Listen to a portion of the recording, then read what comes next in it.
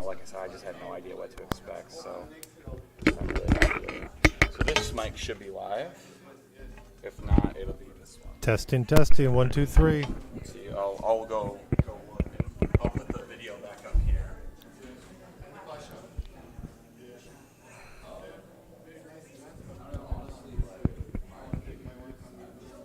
How many women in the women's event? You know, I was told yesterday 12 and 5.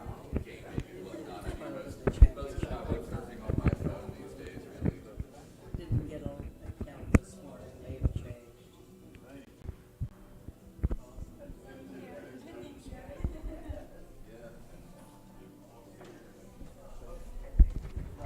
Okay, here we go. If the mic's live, this game's already started.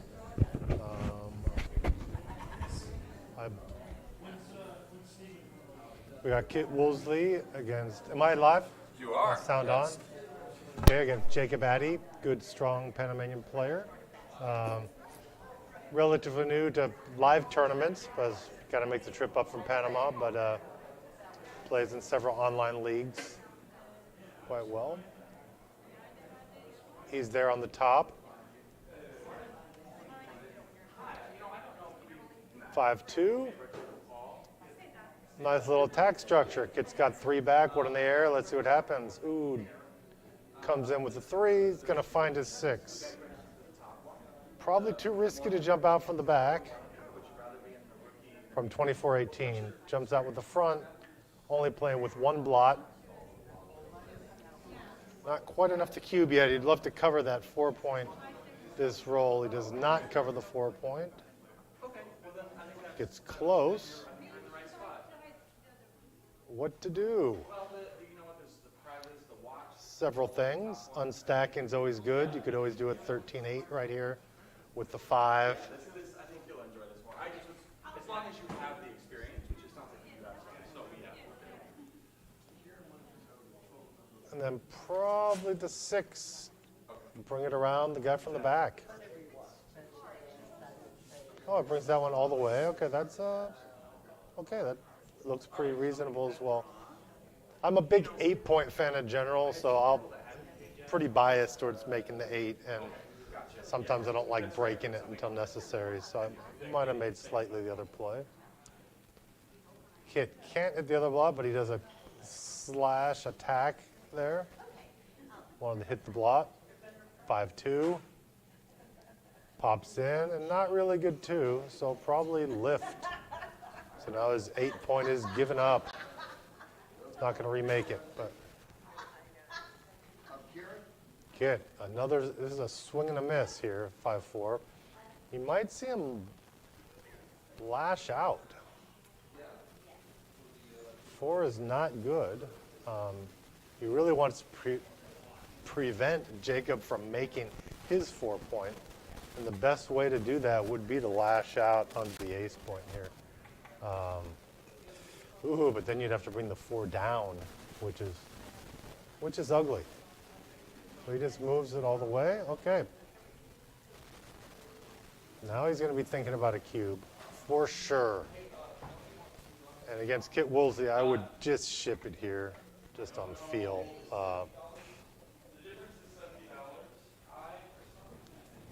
Didn't ship, covers. What to do with 3? I would come down generally. I like coming down.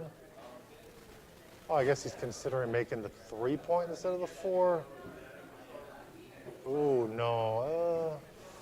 Not a big fan. For me, that 4-point, that was the main facet of the position that we wanted. Seemed to have worked for this turn. Kit's just going to make his board heavy here. Now he should consider again. And there, now you see the cube. I don't think his position actually improved that much from last turn. I think he's in the same position from last turn as he is this turn. I think he was actually better last turn. Kit made up a bunch in the race, and now that actually the hitting numbers are duplicated. So take or pass, what to evaluate here? 3-point board versus a 3-point board. 2 back versus 2 back, but that advanced anchor is the equivalent of none back. And he gives it up.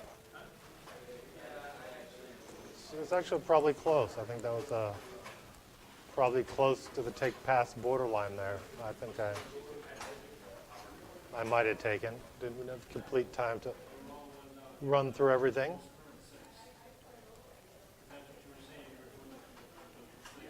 So for this, I think it's streamed. I have no way to respond back to people. I don't know what's going on. So I'm not going to see anyone's comments here. Okay, Kit pops out with his early 6-5, and he blasts away. Okay, 4-3, what's he going to do? I still like doing things on both sides of the board. I like this play. I love me a 9-point builder. Are sweet. Ooh, big double 3s here. Nice double 3s. Clearly 2 unstacking for sure. And this looks like the complete right play. Unstack and unstack. Good distribution. 5-1, not the best. Nothing matches up here. So Kit has a clear lead now, with both a stronger board, less checkers back, and you see kind of a desperation hit here. Kit's looking, he says, at a different match score on my cue, but not now. Now the double 3s are vicious. Okay, comes in, makes the 5. And since he's such a powerful position, he'll safety the other one. He doesn't want to give those few numbers that will hit. Because this is going to be this is looking like a cube. Oh, a dance. Definite cube here. The question is, I'm not even sure if this is a take, actually. Yeah, I think this is a pass. Oh, he's playing on. Kit decided to play on for a roll. That's surprising. I would have cubed. I would not have played on.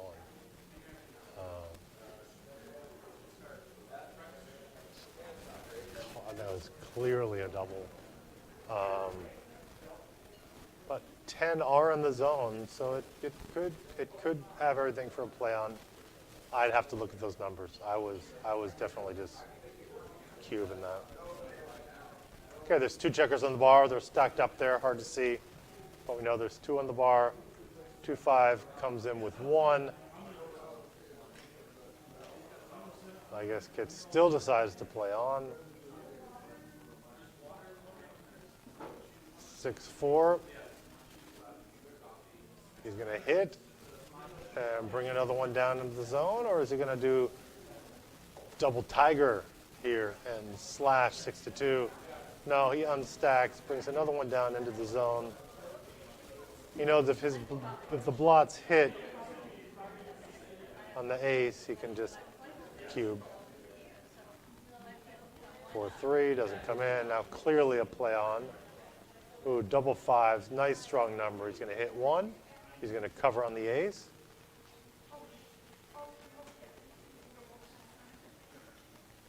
And, okay, probably the other one comes around to the 12. You could play in 10-5, but this looks a little more balanced here. Less blots falling down. Key roll here. Ooh, 3-6, no good. 5-4, Kit covers another one. Nope, that's illegal. He can cover. Oops, someone's giving me a call. Let me look at my phone.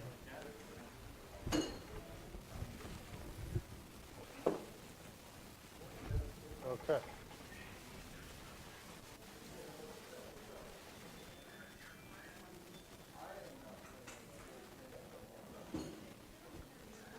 Ooh, 2-1. Not the best for Kit. Probably just bring another one to the zone right there.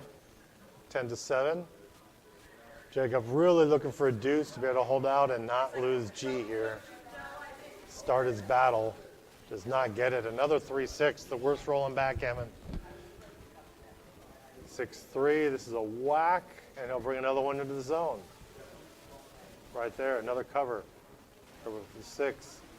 Desperately seeking 2s. He got 1. May not be enough here. He's got 5s and 6 to slash back. He got the 6, so 4 in. 6 will slash hit. 3 on the bar again. Jacob's still desperately seeking 2s. Will he be able to nail them? He got another 2. That's what he's looking for. This is how it starts. I don't want to play you. Now Kit can still hit with 5s. He does not. But he gets to hit that loose blot. So still 3 on the roof. Brings another cover into the zone. Still desperately seeking 2s.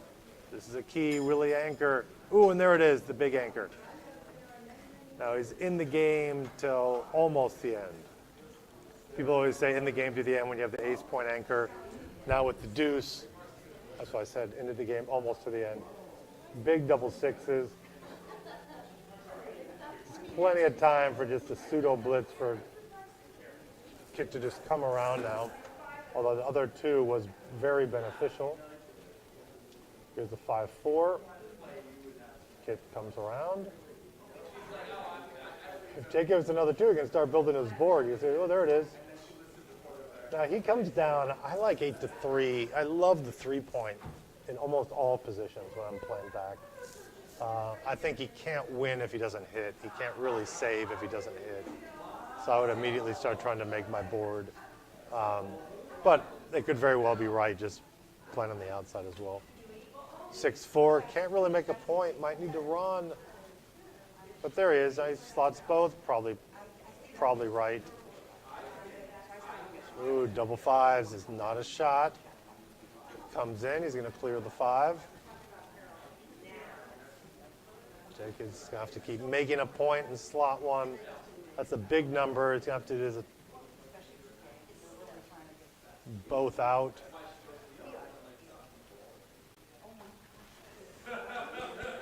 5-2 is a shot, but he's not ready to hit it. There's no board, but he will have to. And we'll get to see a nice, fun outside containment game here. If he can get a 3. No, which one's he gonna leave? He has to leave the 4, it's clear from the rear.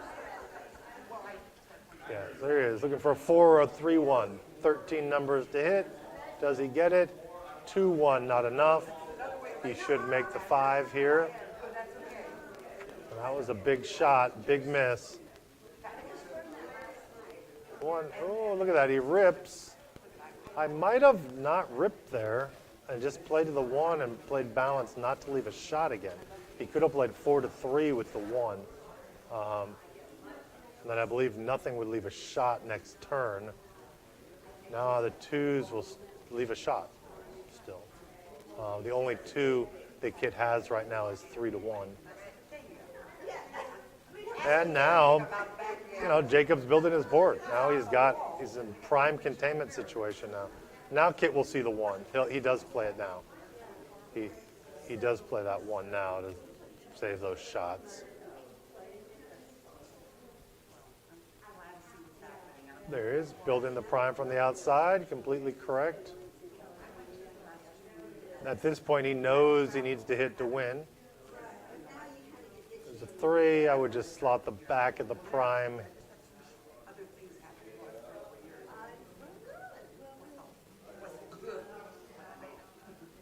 I like slotting the back always because it's a point that I can make.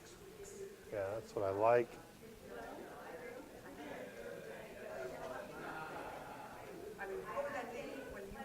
You still don't worry about the BG. You still make your board in hopes of winning. Lots of numbers leave shots next turn. Ooh, double 6s. I don't know if he needed to run. I don't know if I would run. Just for the 2-1 and double 1s. I don't get afraid of BGs.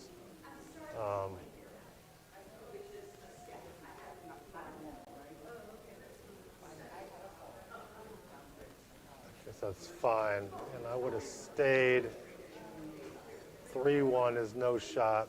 You still stick around here. This is and a known in-game position, you clearly still stick around. He is going to leave a shot now with 2-1, 3-1, 4-1, 5-1, and 6-1, which is 2, 3, 4, 5, 6. 10 numbers will leave a shot. He's going to hit 11 times. So that's 10 times 11, 110. So he will hit around 9% of the time here. He'll hit. So that's big. And there's the 3-1. Kit rips 2. Nothing, loses BG here on this roll. Will he get the 1? He does, and he gets the 4 to cover and make the full prime. So if this position was undoubled, Kit can actually double now if he'd like and kill the moves. It's actually, he should just keep rolling and everyone gets to make moves here. Because the double is indifferent. When he gets completely closed out, then he could double. But technically, it could be a cube. It's not going to be wrong to double this. The reference position is when you have 3 checkers left, you can just double this, and it would be a pass. So this would be a pass for blue. He politely lets them keep playing. You know, these are good moves. Jacobs decided to keep playing because these are moves that he's going to get right. This is a BMAB tournament.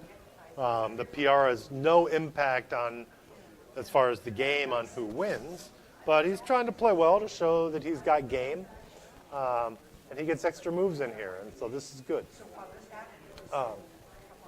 If they were playing money, he would have whipped and cubed this. I'm not sure why Kit rolled there. He didn't quite need to roll. Double 4s, generally the worst kind of roll when you're trying to roll a prime forward. They're just always a little awkward, and this one is no exception. Not quite awkward enough to cause any problems. That's a weird roll. Kit realized halfway through rolling he didn't need to roll. Okay, double 3s. Oh, see this, he's moving fast. That could be right. But see, the 3 hits, so there he goes. He goes back and sees. That's the way you do it.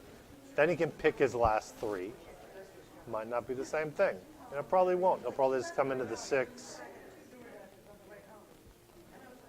If you come into the 6, double 6s works beautifully. And now he cubes, and now it's going to be a pass.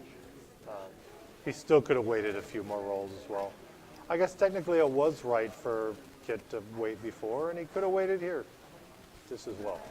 It's always going to be a pass. Another double 4s could have been awkward.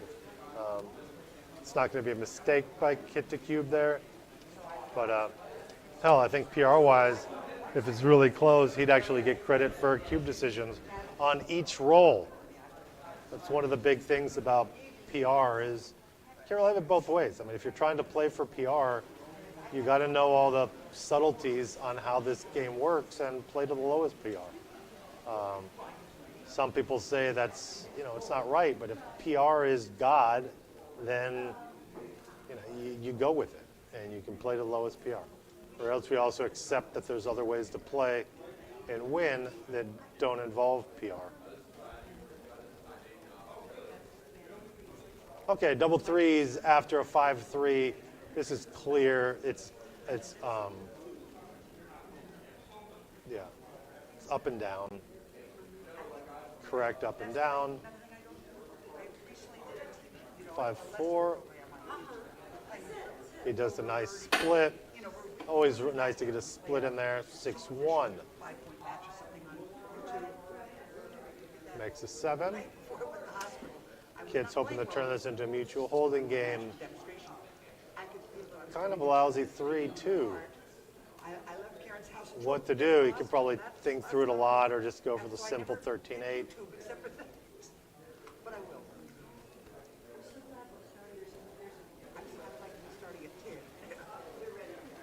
Ooh, power double 2s. And look at that. He forms that hippo formation. The hippo, I call the hippo when you got all the points. Huge cube here. I'm not even sure this is the take. Huge cube. Huge cube. I call the hippo formation when you got the rack, 4, 5, 6. You got a spare on the 6, and you have the 8-point. It's the hippo, and hippos are very dangerous. When you have the hippo, you pretty much have a cube. you know, especially if the guy's not anchored or something. So there was definitely a missed juggle there by Jacob last roll. He's considering now. I would also cube this. I don't think it's too good.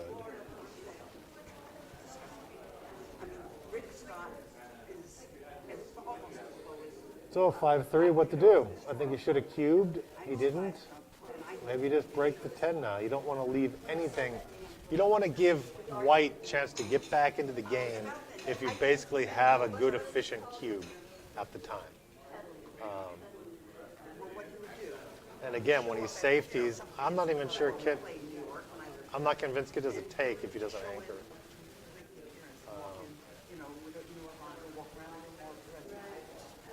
Now Kit has a chance to come back if he gets that 2. He does not. A lousy 5. And I believe this is a cube as well. This is a big cube. I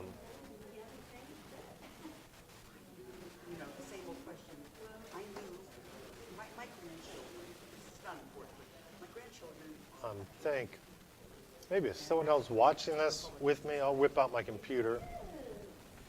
Maybe I can enter in a position or two to comment on. Just talking to myself, and there's someone else listening there out in the backgammon stratosphere. If not, I know people are going to see this in the future, so I'll try to be fun. Ooh, I was transcribing a match I can't look at right now.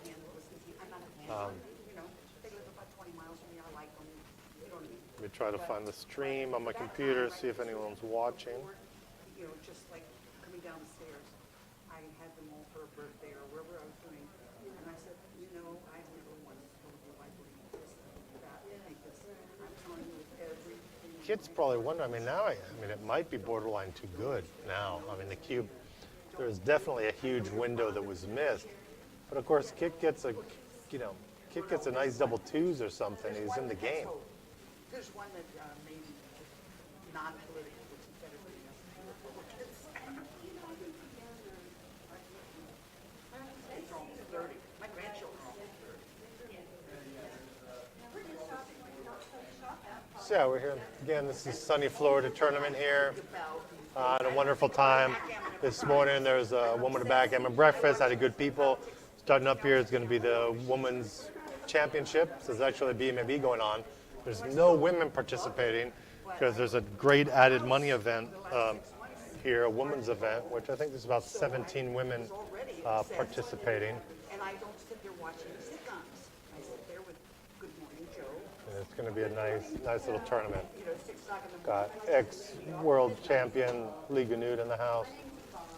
A couple of new women players talking to Liga Nude here in the clear pass now. Well, that outfield block, maybe he thinks he can muscle a take. about the election, then I end up losing the phone. Yes. Oh, and he took, so he got weavered in. I was just playing Kit the other day about the weaver into someone is when someone has a pass, and maybe it's borderline, but you decide not to double. So if it gets a little worse, you get to double them in, and then they get doubled in. And this is definitely a position that Kit, we were playing the other day, and it's like, oh, I weavered you, and tried to do it to him. Not a good roll here, 4-1. Definitely some attack numbers. There's some surprise numbers here. It's useless. There it is. What does Kit do? 5-4. He's just going to have to run and cover. So he gets his nice board, but now he's stuck in the back. So this is no longer a take type position here at all. 5-3. He's going to have to run. He's going to have to leave the 6-5. He's not going to slot and give him the 6s. So he's going to give him the 6-5. That'd be a huge joker swing. 4-1, not there. Board busts. Jacob's happy. Look at 5-4. He can come in right to the 6 point. Very efficient. So when Kit does jump, he has more pointy numbers white on his head. Kit gets a 4-2, does not have to leave. He's very happy he's not forced off the anchor right now with all that wood in the zone. Look at that 4-3 would have pointed right on his head if he was forced to leave. Kit's looking for boxes. There's the 6-3 he's going to run. Now, what has he got? The point in his head, he's got around 16 numbers. 6-5 does not do it. It's a good number, though. 2-1. When it gets worse, because he just wants pips. Well, he steps up, makes it less builders, so he's clearly not thinking of winning this point, just trying to get off the G. Well, look at this, double ones. He closed them out anyway, a backdoor closeout. Look at that. Wow. So, oh look, nice 5 there. So there's some G chances here, probably around 15% Gs. A lot of swing here on this roll right now. Double 5s, he wanted double 6s. 4-3, I would rip a checker here to increase my gammon chances. You are saving a move. People often underestimate the gammon. They say, oh, there's not a lot of gammons here, but they start to add up. Oh, but double 5s. Okay, this is game over here. We don't have manners, education, basics. Kit can't win, and Jacob can't win G. So this is going to be 3-1.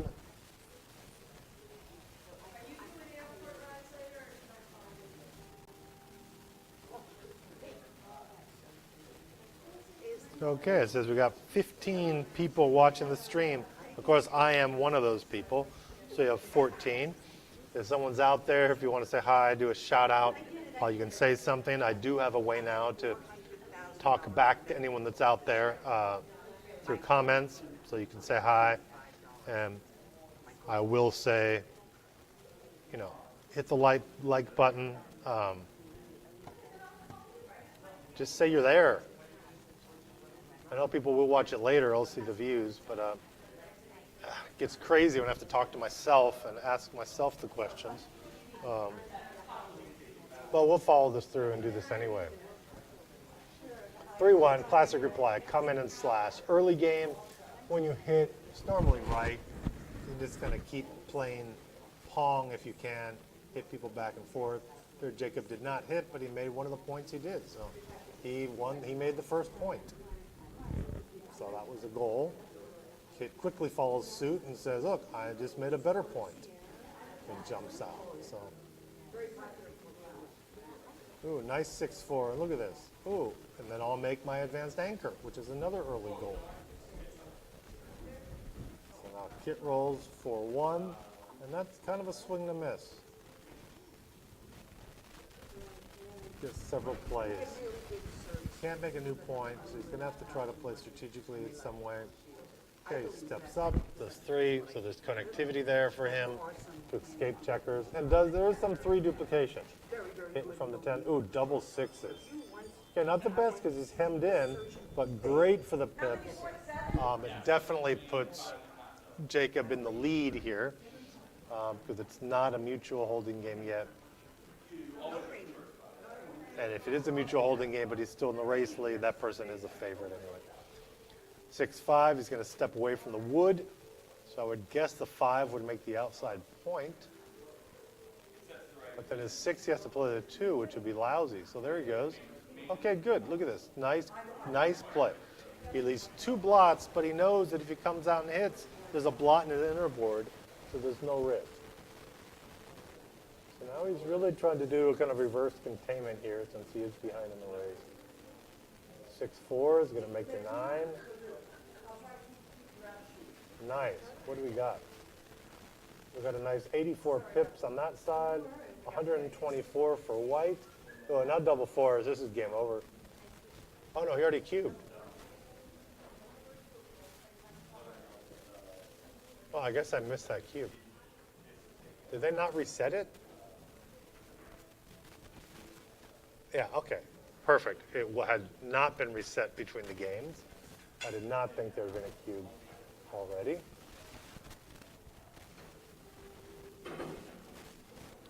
So this happens. So important. What to do? Before you start games, take the time. Look, do an extra check. Are all the checkers on the board? Are in the right place? Have we reset the cube? We often play fast, Often between games, there's little distractions. Someone talks to us or says something. The other guy might be ready to roll, but those things get missed. You know, it can lead to problems when the cube's on one side. I don't think this is anywhere close to a take. Just looking at balance, you can see. I would immediately look at this. I'd say they both have 7 checkers in their own outfield. In the infield, you can see that Jacob has 2 more checkers, one of them out of the A's. So that's basically the swing. So if I was down without time, I would just look at this and then drop it. But of course, if you have time, you can just count it out and nail it to perfection.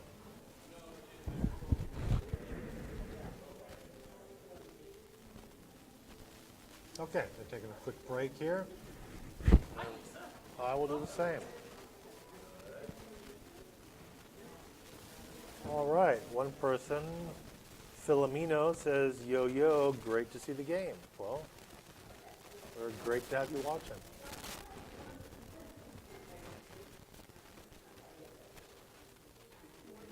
From backgammon, this is BMAB. I think they're playing 5 rounds. No, they'll play 4 rounds of 13 points. It's all going to be kind of random, and the people that are on the top will be the ones to win. This is all going to be straight random, so there could be multiple people sharing the prize at the end.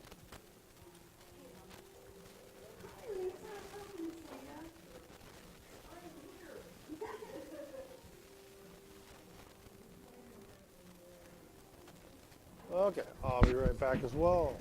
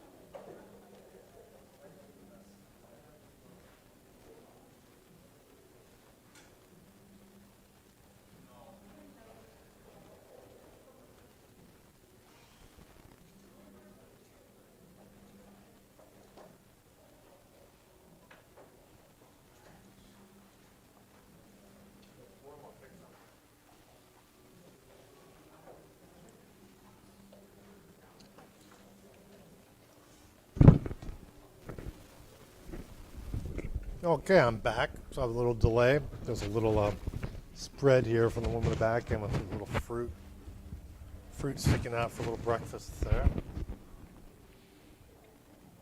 Ooh, a lot of noise coming from the mic, someone says. I'll have to get Ben on that.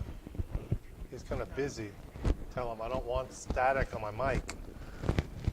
I don't have any way to hear that, so I will get Ben on it. Thank you for that feedback, and we'll try to get that fixed. Is this the only room, or is there another room over there? Okay, 4-1. Jacob out to a nice little lead. We got 9 away, 12 away, which probably turns into around about a 64-36 if the players were equal. Of course, Kit, one of the best players in the world, has been on the Giants list since probably there existed a Giants list. Jacob's relatively unknown, is generally a solid player. I mean, we'll see now how he plays live, but clearly one of the best Panamanian players out there, the best Panamanian player I know, for sure. I've played him with a number of times in the Argentine online circuit. He participates in that. Fernando Newmark has a great circuit there, both a Masters circuit and a regular circuit. Each is one tournament a month. Those are really fun, and I've played him there. Dolphin is his nickname.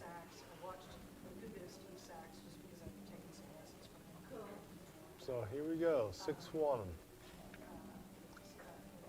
Kind of an interesting position here. A lot, kind of more checkers got sent back, but he's made the double outside point here. Here's Linda Clay walking over to see what's going on. I'm doing commentary. There's no camera on me, so I don't think anyone would be able to hear you, but if you say anything. And apparently people can hardly hear me because my mic has static as well. We're trying to get that fixed.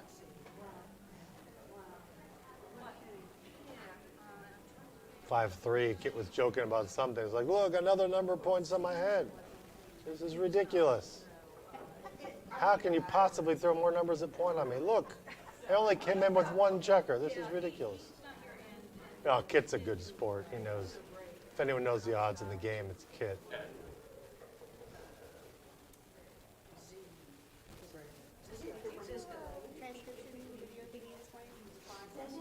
Yes.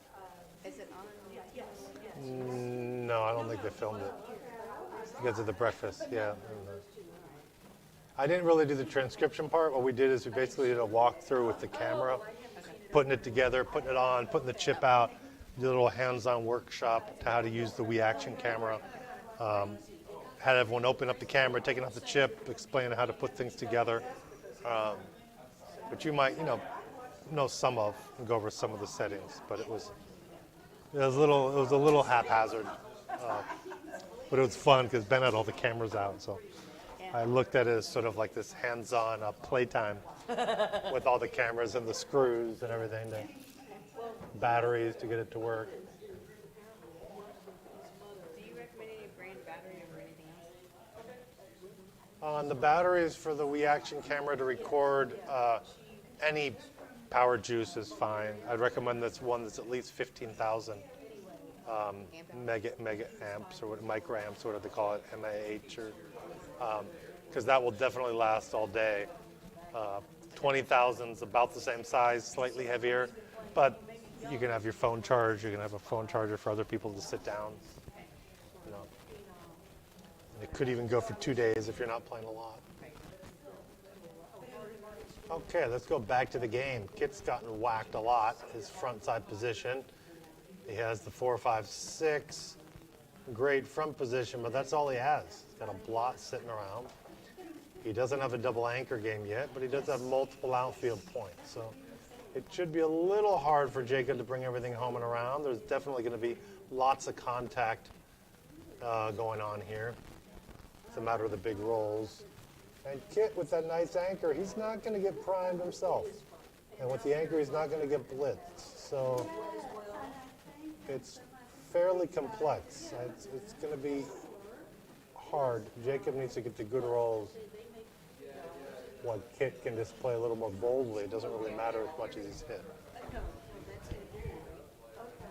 Jacob's going to try to tiptoe home, and Kit's going to try to maximize contact because he does have that, powerful board here.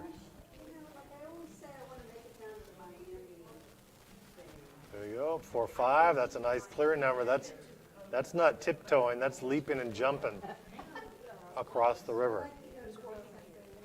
That was over the river, and as he goes through the woods to get home to Grandma's house.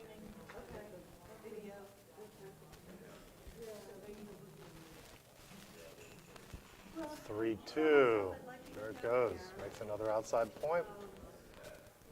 Nice solid. He's kind of rolling his outside checkers home, which is what you can do. I mean, it's easier. You can always roll, even with 2 checkers, it's easier to keep making points and rolling them forward.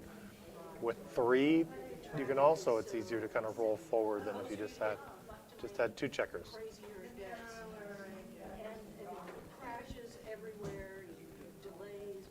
That's why often early it pays to go ahead and be aggressive when you have 2 checkers back. If it's the 3rd back, it might be easier to make an advanced anchor with the 3rd checker sometimes.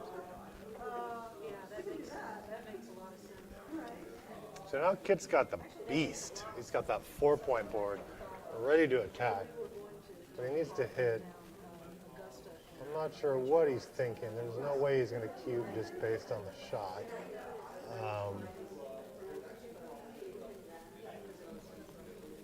6-1's not good. It's not what he wanted. He doesn't want to play to the ace. He has to play positionally. I wouldn't be surprised if he's making the prime. Makes the 7, says, okay, go ahead and hit me. I don't care, you have a block. And there it is, 2-1. Is he even going to hit? Probably not. I would guess he's just going to make the 8-point here. Without hitting. Now you do need the tiptoe. This is very dangerous now. Very dangerous. I mean, he could play 8-6, 3-2, but you do want that stepping stone. I mean, that point makes it a lot easier to clear that 12-point if you have the 8. Immediately you have, you have 9, I mean, you basically have 6 non-doubles there to land on one of those points. Now, with your 6-4, 6-3, 4-3. Ooh, double 6s. That's also not a tiptoe. It's a nice aggressive roll. Ooh, I would not do that.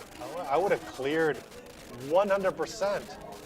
I would have taken the checkers off the 10-point then.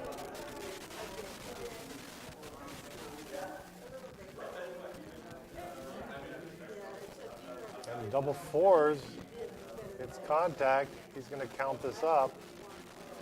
What do we got here? We got 54, 64, 74, 73, 113 for white. White has 113, black has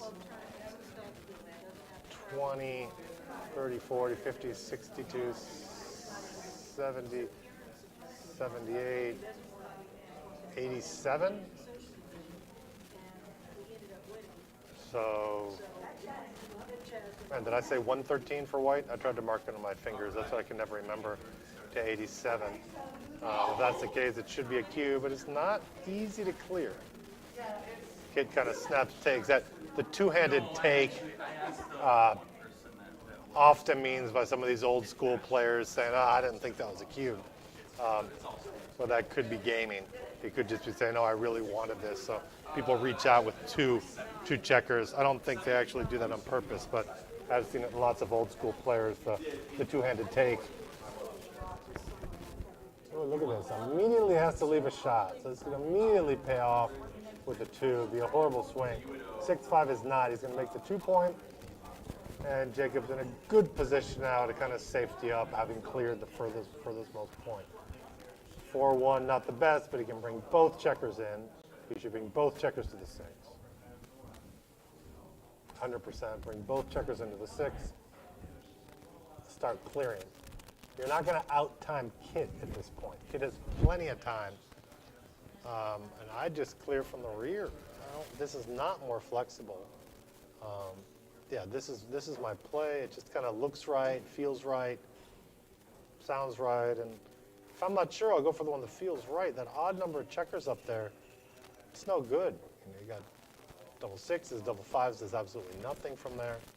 Yeah, okay. This feels like the right play. 6-4, another big number. These are good for kind of the race. I mean, there's Kit's definitely maintaining his race equity here. In holding games, you have equity in takes. Your equity derives from 3 different places. You often have a little bit of a race, not a lot. A lot of times in these classic holding games, you're down 20 pips. Your race equity may only be on 8%.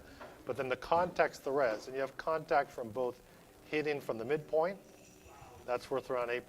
And then you have contact from hitting at the end when someone's trying to clear the 8 point in this case. In this point, it's the 8 and the 10. All combined with the holding game, it turns it into a take, generally. But each component that is part of that.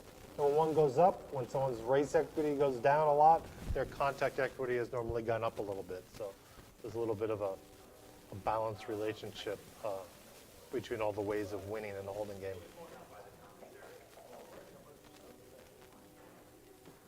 Okay, Mike is better now. Good. I didn't look back. I see that. See a couple of good people watching. We do appreciate people walking. And hey, if you have any questions or see something or want something, let me know, because that's kind of why I'm here. That's a good thing about watching live. They have a little bit of interaction here.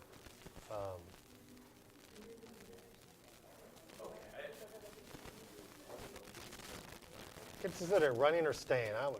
It just looks like a stay to me. I mean, it looks awkward. What's that? How many does he have left? I missed. I was looking at the comments here at the time. Ooh, I'm going to have to plug in. I'm going to have to plug in my computer here for a second. Where can I plug this? Is there right behind me? Oh, perfect. Oh, great. Thank you. I looked over here. My computer says low battery, which means I won't be able to talk to the commentators here. I mean, the spectators. There you go.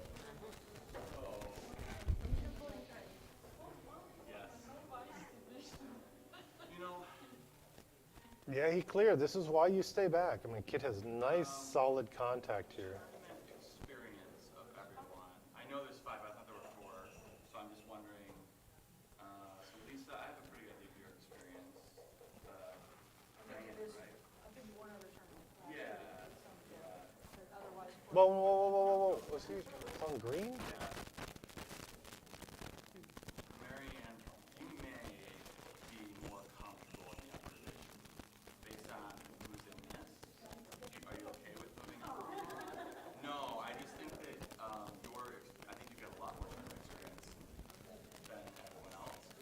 I'm not, it's up to you. We can do 5. I want you to have fun, and I think you may have more fun.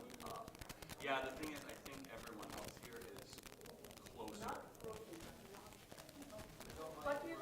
Okay, now we're showing how much equity Kit did have in the race. It's just kind of right in it now.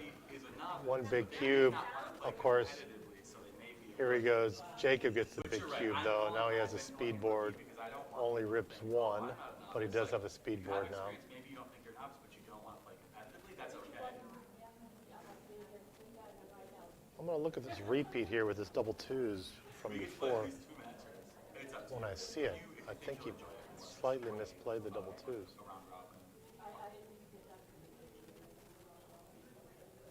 Okay. You play? Yeah. Okay. What time is your play? And this is a close race. But he's got 1, 2, 3, 4 rolls. 1, 2, 3, 4. But Kit's on roll. If Kit doesn't miss, he's going to win this. End up losing your first 3 matches. Oh, with double 1s, that shakes it up a lot differently. That way. It doesn't mean one person is going to get to sit here with Roberto and watch commentary, or spend time with our rookie director, rookie slash. I think you got a promotion, right? You have a rookie slash intermediate director. Here it comes. Double 4s are better. Here it comes. Boom, boom, boom, boom. No. Okay. In my head, it was supposed to be 5-point matches. Okay, now when they're setting up, it's that time of that cue, I think there was an illegal move there. I'm about to see it on the replay on the screen. When Kid had double twos, and he had a checker on the 8, I believe, Yeah, I think and he put it to the 7, and nothing. I mean, on the ace, and nothing. It couldn't have gone to the ace because that's 7 away. Right. information in front of me. It didn't make any difference. No, I think he probably cheated himself out of a pip by doing so it. who, it doesn't exactly matter who plays whom. So why don't I Ooh, just do 6-4, good play, 6-4. Play 200 behind, nice and aggressive. 3-1, one of the best replies there. I'll go 1, 2, 3, Best 4, non-double 5. replies. And then the first two numbers will play each other, and then the next two will play each other. And 6-5 leap. So 1 through 5. So the fifth person on my list will wait for the first one to get done. So 4, 5, 2, 1. So Lisa, you're gonna play Diane. Marianne's gonna play. Sorry, which one? Yeah, there's the double twos. Yeah, he definitely played the double twos wrong. He made his board, and it helped him because he has a closed board. So if he would have gotten a hit, Julius, he'd have the block covered. the result of your match, and then So what would happen in BMAB with an illegal move or something like that, it just doesn't count. You don't gain from the difference of equity, and if you make a mistake, you also don't get penalized. Illegal moves just aren't counted as a decision either way for a BMAB. It's just not a decision. So PR is basically lost equity divided by decisions times 500, and that's the performance rating. So every time you lose equity, like you say, oh, that was a 150 error, 0.150, that all adds up. So essentially, if you make an 0-1 error each move, that's about a 5 PR you're playing. I mean, exactly a 5 PR that you'll be playing. But if you make an illegal move, even if it hurts you, let's say you made a thing, it just doesn't count. It's illegal. It doesn't count as a decision. It doesn't count against your PR or anything. Yeah, when you transcribe it, you put the move. Yeah, when you're transcribing, there's a function that says enter illegal move, Okay. and you have to type it in manually. Like you have to say 8-4, 6-7 or something, even if you move back. Because sometimes checkers slide. I mean, sometimes illegal moves are completely and deliberate. Some checker just slid back some way when you're moving things around.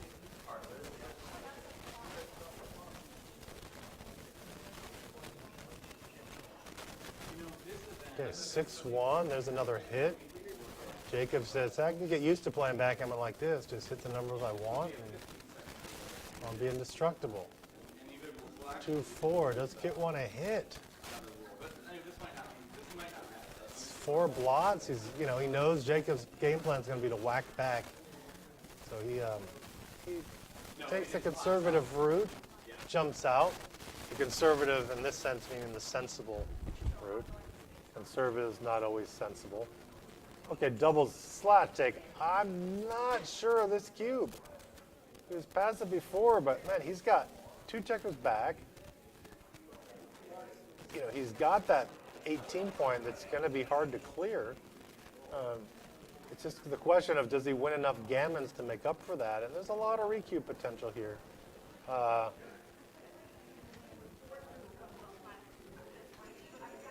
it could be right on the blitz potential. He'll prove me right here if he gets numbers to point on his head. 6-5, good running number. This is what I would cube here now. This is what I normally go for. Kit desperately wants to build his board as fast as possible, but he also does not like having all the checkers sitting there on the 18. He knows that there's blitz potential, but he also knows his contact value is better staying back. So he's saying, is that an asset or a liability? And he just said, it was a liability, I'm stepping up.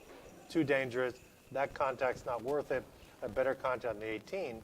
And after double twos, Kit's saying, oh, maybe I should have stayed back another roll.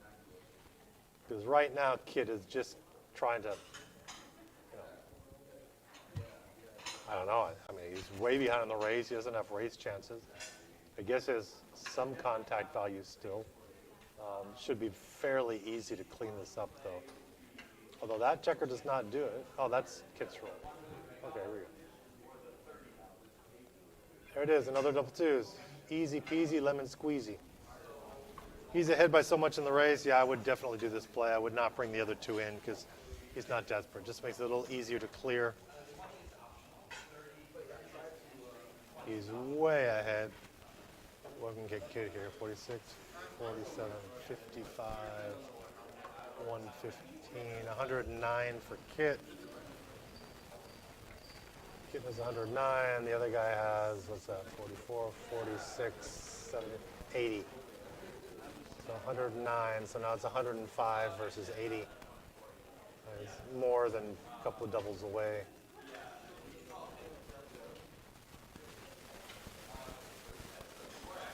Should be really easy. There's the only chance of the 6-1 and a hit. 6-1, we got around 3%. Only about 1% hits right now. Total, there's more because some numbers just don't clear. Now clear. So now I don't think there's any running gammons here. This is just 99% of the time. This is going to be 8-1 here. Probably not quite that. He probably has 2-3% gammons from here. Not anymore. Now it's probably back down to 1.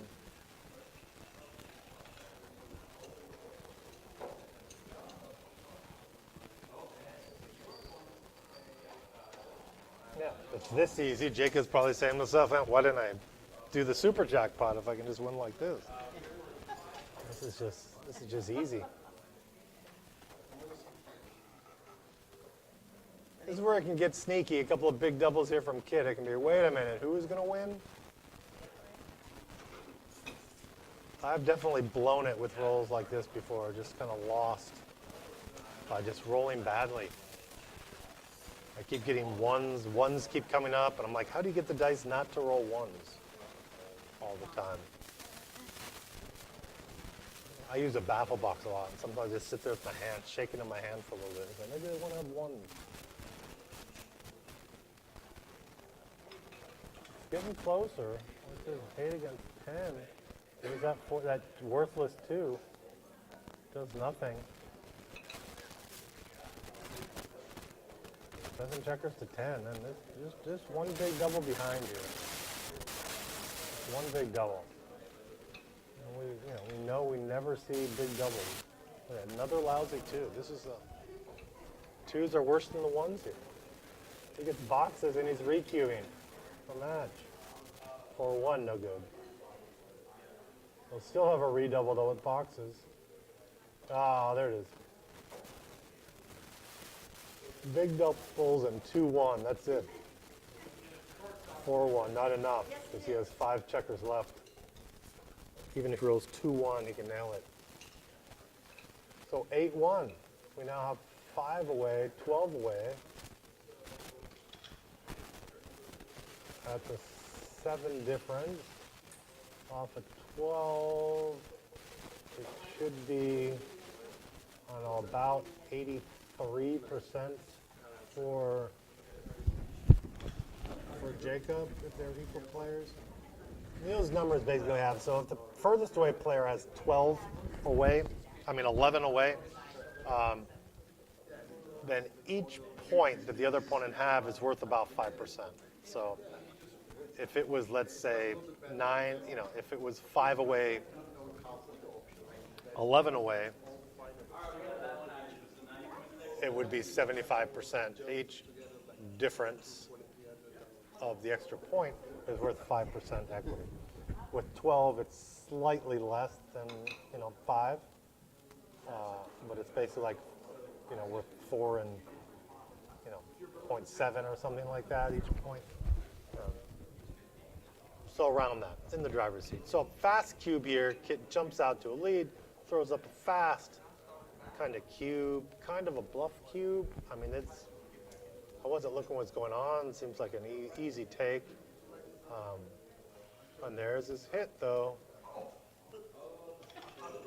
There's a hit, right? Am I looking at the board right? Oh, he's looking to make the prime or a hit. Okay.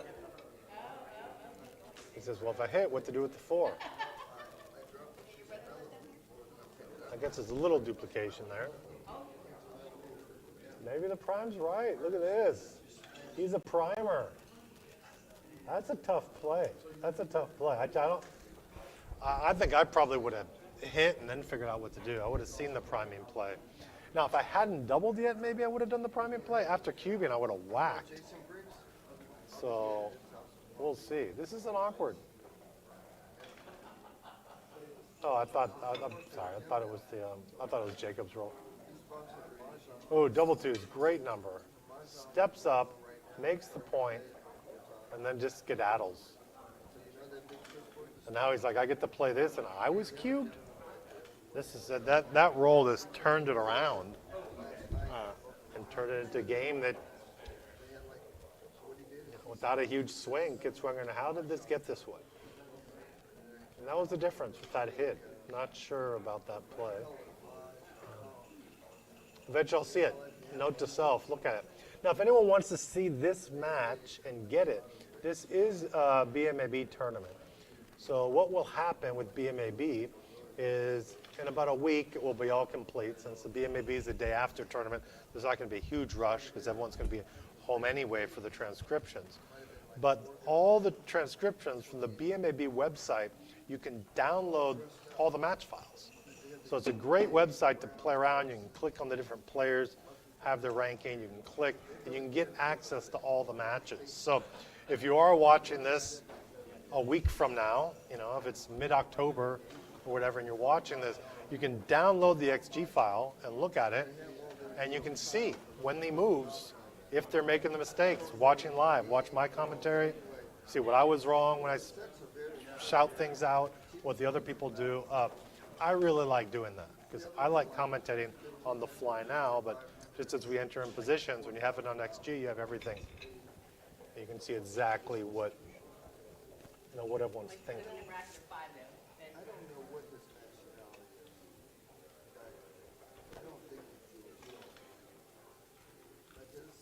So because he's leading by so much, you're basically never going to see a recube for a very long time here. There's no, well, this was a bad roll. It's a bust. What he really wants to see is here not to be able to jump his back checkers, now white. Anything under 4s or not 5, but there's a 5. So that kind of gives him the timing to jump out. And that keeps Kit as a favorite right now from this position, who is not able to jump out. Ooh, 6-5, he's going to run. He has to run. It's basically a forced play. There's no other play here. But now, look at all the numbers at point. Very juicy, and that's a pointer. Now, there are some good returns here. Double 1s, double 4s, 2-1, 4-3, 1-6, 1-5 does not do it. No good. It leaves that other blot hanging out there with 5s. Now, Kit's going to whack on the ace or hit on the outside, or he's going to make the 5 prime. There he is. He's going to hit. Now, what is he going to do with the 3? He's not going to lift. Is he going to go 5-2 to give more pointing numbers? Or he's going to play in the outfield and step up to the mid to 13. So it goes up to the mid. And here comes a big roll. 4-3, huge roll. That's just huge. No doubt. He'll look for a second. He's going to make that anchor. Anything else, just be a... Oh, no, he has the hit. Of course. I was looking at anchor. That was one of the hit numbers I mentioned a second ago. Right now, I was so mono-focused, I just looked at that anchoring play. I was like, oh, and he anchors. Great play. Oh, and Kit danced. 4-5, no good. It does not hit another checker, which he really wanted to do to keep Kit occupied. But if we were saying before, you're almost never going to see a recube here because it's not very efficient at all.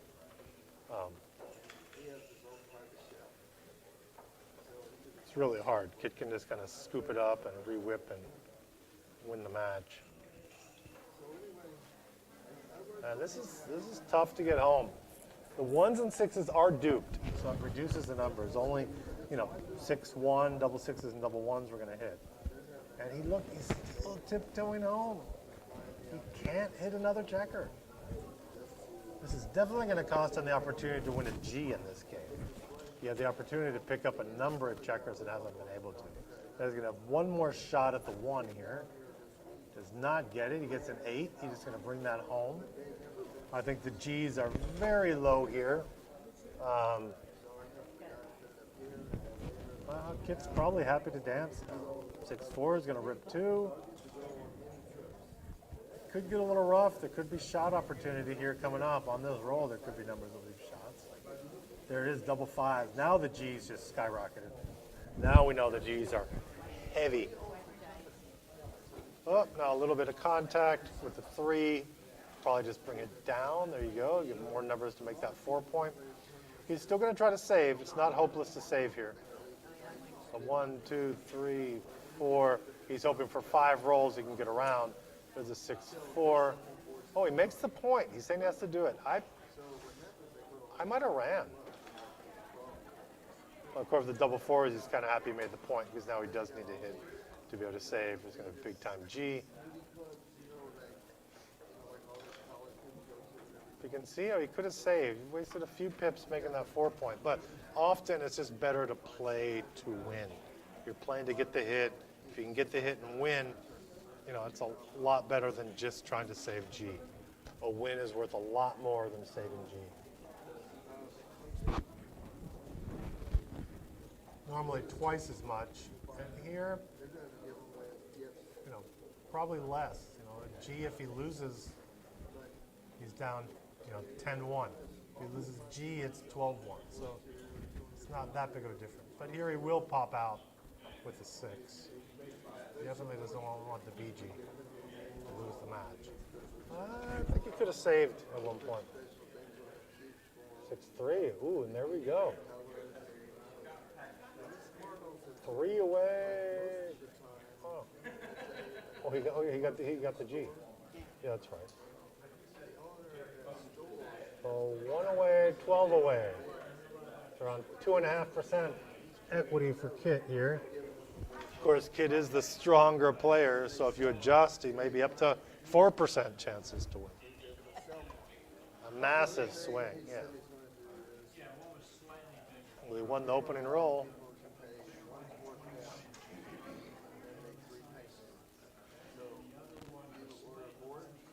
2-1. She's still split, down and split.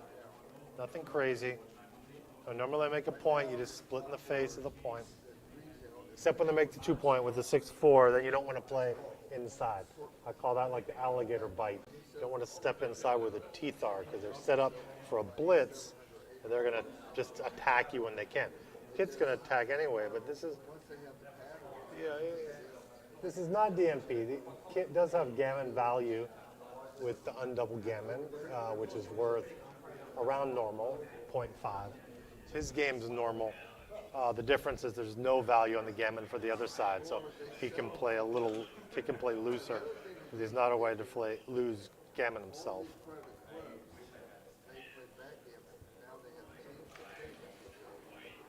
This is tough. He has to split anyway. You know, he has to split up and the 5 down.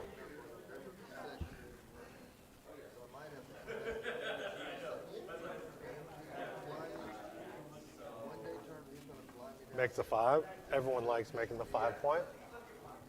2-1. Dennis anchors. Jacob desperately looking to get off the ace point. And he could be right just to jump all the way out here. 24-18. Definitely a play. You can't be too scared about gammons. Because again, they're just kind of normal. Anything else, you can just kind of build his board. It's not going to get easier to step up later. It's just not. If anything, he's going to have more builders out there. Yeah, it does give him an extra roll. That checker was blocking the 6s. I would not have done that. Of course, I did the other one he'd been pointed on, but this is basically just as bad as being pointed on. You know.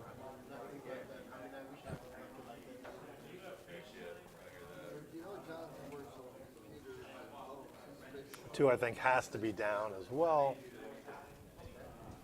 You don't want to put a 6 checker on a point. That's basically illegal unless you're tiptoeing home. And There's the 4-3.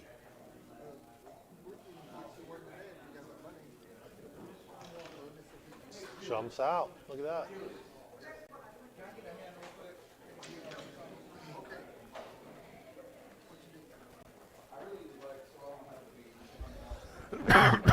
Good number there. Make a little mini prime there, a little 4 prime. Kit pops on out. Jacob needs a 4. He needs to split up. 3-1 doesn't quite do it. He's going to have to split anyway. There he splits and safeties. Not what he wants. Back checkers still do not see the light. Oh, and he just walked into a trap. Look at that. Boom, boom. Split and gets double 6s, puts 2 on the roof. At this point, Jacob's like, can I get double 5s then? And Kit's probably already thinking in his head, okay, I'm 12-3 now, post Crawford. Not quite that easy. There are scenarios that he never even jumps a 4 prime, like he never jumped the 4 prime and busts. Kit's going to try to silence that right now. And does he ever? Boxes. What a fast closeout. Another double 6. Jacob's probably saying to himself, why did I split? I knew I shouldn't have split. But you should have made the big split a lot earlier. Yeah. You need to split at some point. You kind of need to just grin and bear it. You can't be stuck behind the prime.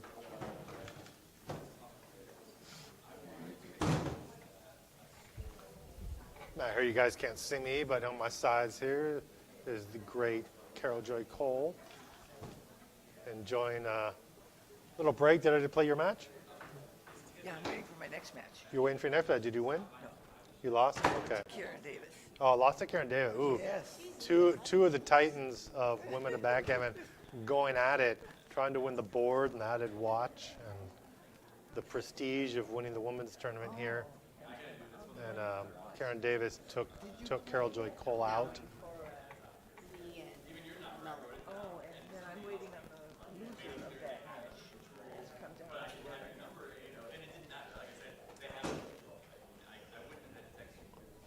Yeah, I don't think there's a lot of saves here. I think we're going to see 12-3, and that was kind of a big win. It kind of saves the game in the end.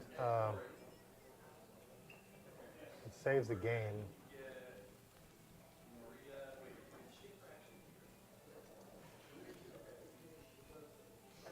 He can save, but he needs doubles.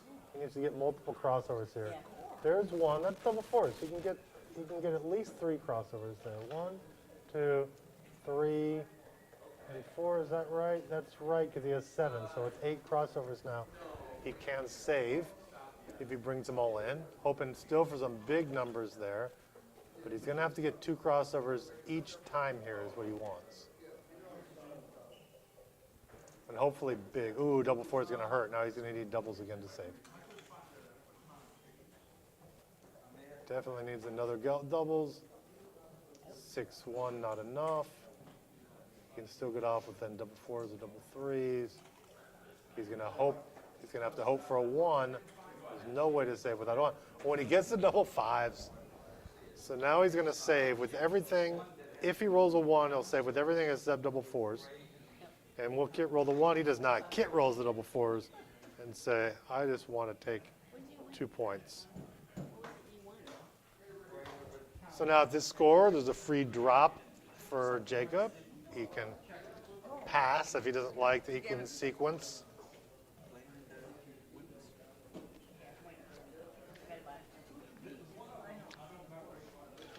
Oh, he saved the game? Okay. He did not save the game. Well, it went to 3 versus 5. He had 1 before. Oh, that's right. There's no king, sorry. Yeah. Okay, opening 5-3, but then double 2s. So this, at this score, this is now a take. This is a take. He scoops it. Because who wouldn't want to start with 5-3 and then give me double 2s? Especially since he has a free drop later on now. Kind of keep carrying over.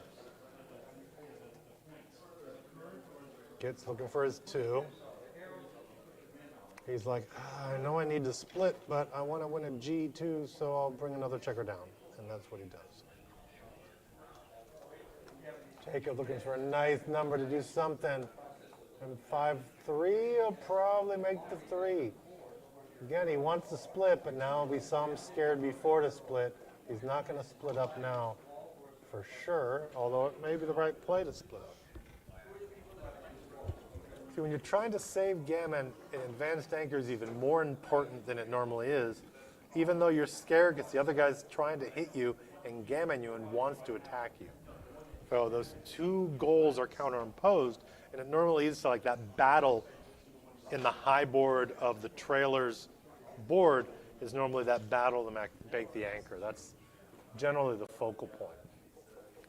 When you stay back, you can end up getting primed and lose more. And you can end up losing lots of G's because straight prime versus prime doesn't have lots of gammons, but when you're stuck back on the A's, you're out of timing. The other person can keep hitting you and pick up some more checkers. Then you can really run into gammon trouble. Like this, little 2-1. He's like, oh, I want to block. Do I step up? What's he going to do here? Should probably split. I know what he wants to, but he's not going to do it. Always looks juicy to make the 5-point with the 2-1, but he doesn't want to do that. This is surprising. I think I would have split. It made the 8.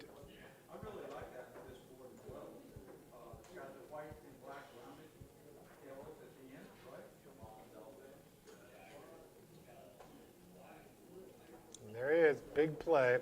But see, this is turned into a prime versus prime. Not necessarily what the trailer wants. I mean, what the leader wants. Kid's happy. And this is where you might get getting stuck. You run out of timing, then the other third checker, there's more G's. Looking for a big 5-4 or 4-3. Double fours, and that's also great.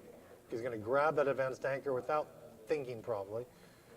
Makes it easier because he can't make the 5. If he could make the 5, he'd probably think and have some thoughts. But without this, he clearly jumps up and makes that point. And now he's in the driver's seat, and this kid can kind of do the same thing. Oh, 4-2. He's going to hit with the 2. Probably has to step up. It's kind of a big play. Normally right to step up. Less dangerous when the guy's on the roof. But it's going to be an action play here. And there it is. 4 and a 6. The 6. Now, will he jump back for an action play? No? Okay, the double hit. Good. I didn't see that immediately. That's probably right because he keeps his main anchor. Oh, Kit says, I want to keep that one. Ooh, double 5s. Mega number. And I guess he jumps out with 1 and goes 12-7.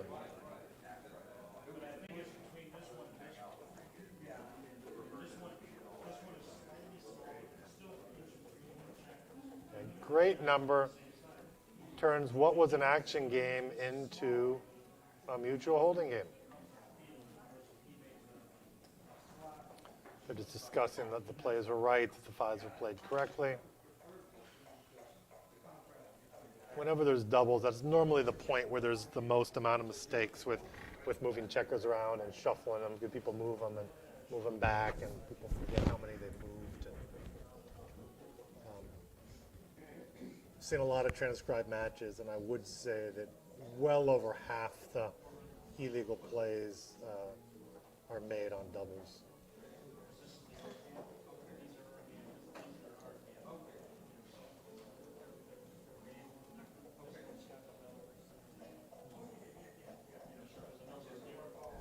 Not Kit's best. He's not the one that wants to have to pre-clear here.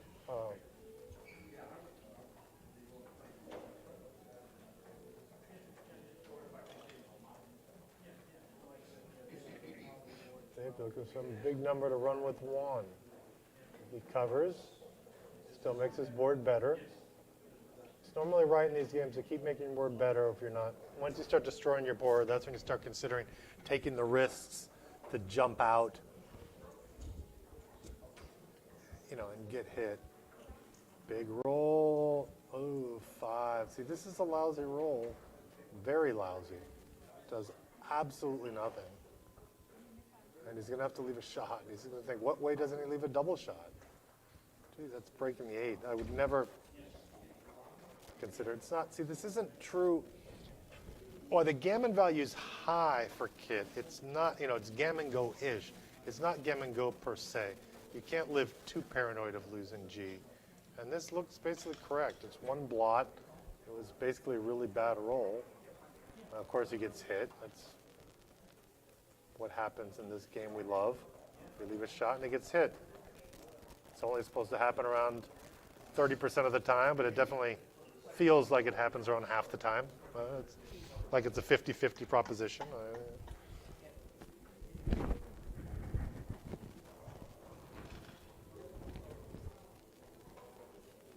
Now with that glare, it looks like a white checker on the bar there, but it's actually a blue checker on the bar.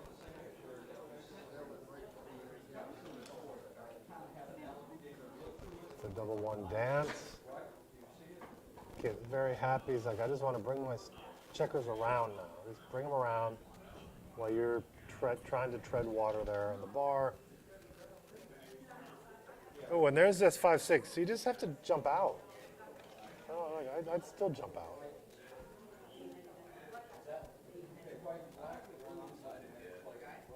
Oh, maybe he's right. Still a little late when he came in. He lost that real hitting potential from the classic holding game, but he did hit it. He got to hit him right away with one shot. Of course, he doesn't really have the board now, and now he can hit back. He's got 9s and 1s. And there's the 9. Ooh, now he can get a game if he can hold that. That one kill checker really hurts his chances, but if he doesn't hit back, he can definitely, save the G now and think about winning. Ooh, double 6s is huge. I like that play. It blocks it. I wouldn't do that. Yeah, I wouldn't do that. I would not do that. I just hate killing checkers. It could be right. I'll make mistakes with not. So what I do when I'm learning, actually when I'm playing, sometimes I'll do something and say, like, I'm just not going to kill the checker. I'm just not going to do it. And then I'll go back, and if I make mistakes where I should have killed the checker, then I'll save those positions. So I'll make a little folder and say, this time, kill the checker. But normally I do, when in doubt, I don't do it. And look at that reply. Oh, this is amazing. Reply number. And look, another one, 2-1, slash. This is going to hit action game. Of course, he's going to, let's see if he hits back again. He's shaking hard. Oh, I think he overshaked. Yeah, overshook. Oh, he didn't overshake. He did the right. That was the right amount. He knew it. He knew how much to shake to get it. Oh, Kit comes in with the 5 and says, where's my 1? Oh. And now he's got a dance, and he has wasted checkers. This is why I hate having wasted checkers. 6-4. Yeah, now you waste. That's what happened. It's a magnet. When you waste checkers like that on the ace point, it becomes a magnet. Look how many he has there now. But that was an action. That was a hit and cover. 2-6 from the bar. But does he want to jump out now? Look at that. Jumping out. Kit says it still feels right. Is it what he's going to do? Or is he going to try to build his board? Yeah, he wasn't sure. I'm not sure. He's not sure. Building board looks nice. Do you have time to stay back? And with the burnt checkers, 5 checkers on the ace, contact value is great. Why give him 6s and 5-3 double 4s to hit you? And then 4-1 also at a point. That would be devastating. Yeah, I'm not sure. My instinct would be 8-2, but that's, that is what Kit does.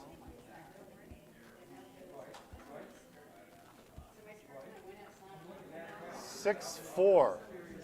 Does he bring 1 in, or does he make the point? What to do? What would you guys do? What does everyone do in the audience? Which one do you guys do? Point? Bring it in. We have points for bring it in and point. We got kind of a split field out there. Yeah. Yeah, I'm not sure. Well, no, it's not clear. It didn't seem very important. Yeah, it's not an important point. It's just safe for a roll. The other one was also safe. And now look at this. You just come closer. That's why I didn't like the point. Now all 7s hit. Now you just got it. You don't have another 1, so that's all you're doing. Hello. Yeah. I mean, he could play 6-1. I mean, he likes stacking so much. Let's guess. Guess that he's going to He stacks so much, he might do it again. Oh, no, I can't. That's what he's considering. Can't stand to leave a block. Oh, no. No, maybe he's thinking double sixes. Maybe he's thinking about giving a two long shot. It's UMA. Yeah, you know, 1 second, I just want to see what it is. Just 4 numbers hit, so just give him the 7. Lee, good news here. Did you win your first round, Lee? No, Oh, she lost, so Carol lost, I lost. Carol lost. Well, a lot of great women players, and some will have to win and lose in each round. Big time. Good Open. How many women are in the tournament, in the Open? I think 11. 11? Okay, they had 12, so it was an odd number, so someone's sitting out. 11 and 5. I would have forced someone up, made 12 and 4. I don't like these odd numbers, have people sitting around. Oh, look at that. 6-2 misses. Boom. That's a 6. That's a good 6. Keep the contact even more, so you get one of these weird numbers. He can't stay back. Stay in his face. 3-1, like this. Oh, he can hit, but no, he can't hit, because how do you play your 3 if you hit? He doesn't need to. I wouldn't hit. I'd just come in and rip.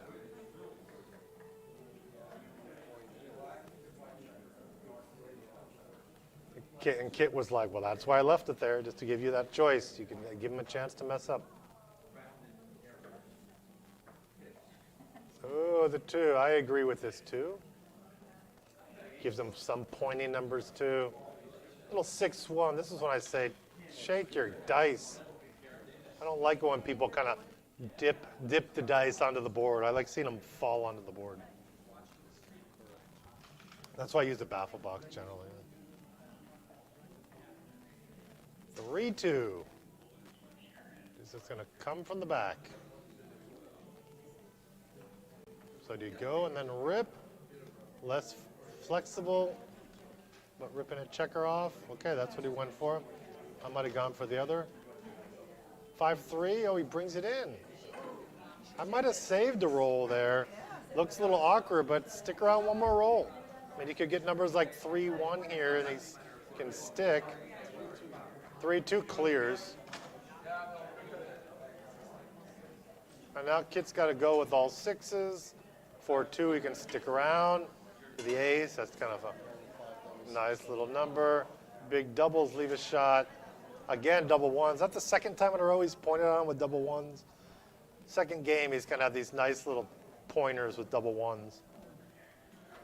And if he dances, Kit does not dance. And so now we're going to see Crawford. Oh, this was Crawford already. This is post-Crawford's. This is it. No hope. Gammons don't matter. This is a win. First round win for Jacob Atie. And good match. Okay, again, I want to thank both USBGF, Florida Tournament, the directors here, great guys, great tournament here in Florida, great BMAB. And thank BMAB too. Thanks for coming out. I'll see y'all later. I'm bailing. I'm going to go pack my room.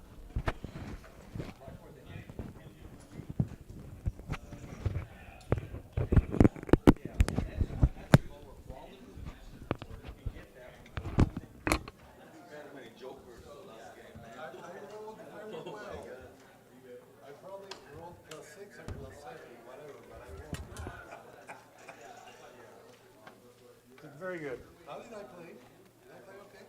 Oh, you did good. You did good. There's a couple of things I called out. I was like, early there was some missed doubles. Missed doubles. It's very scary to play someone so good. It's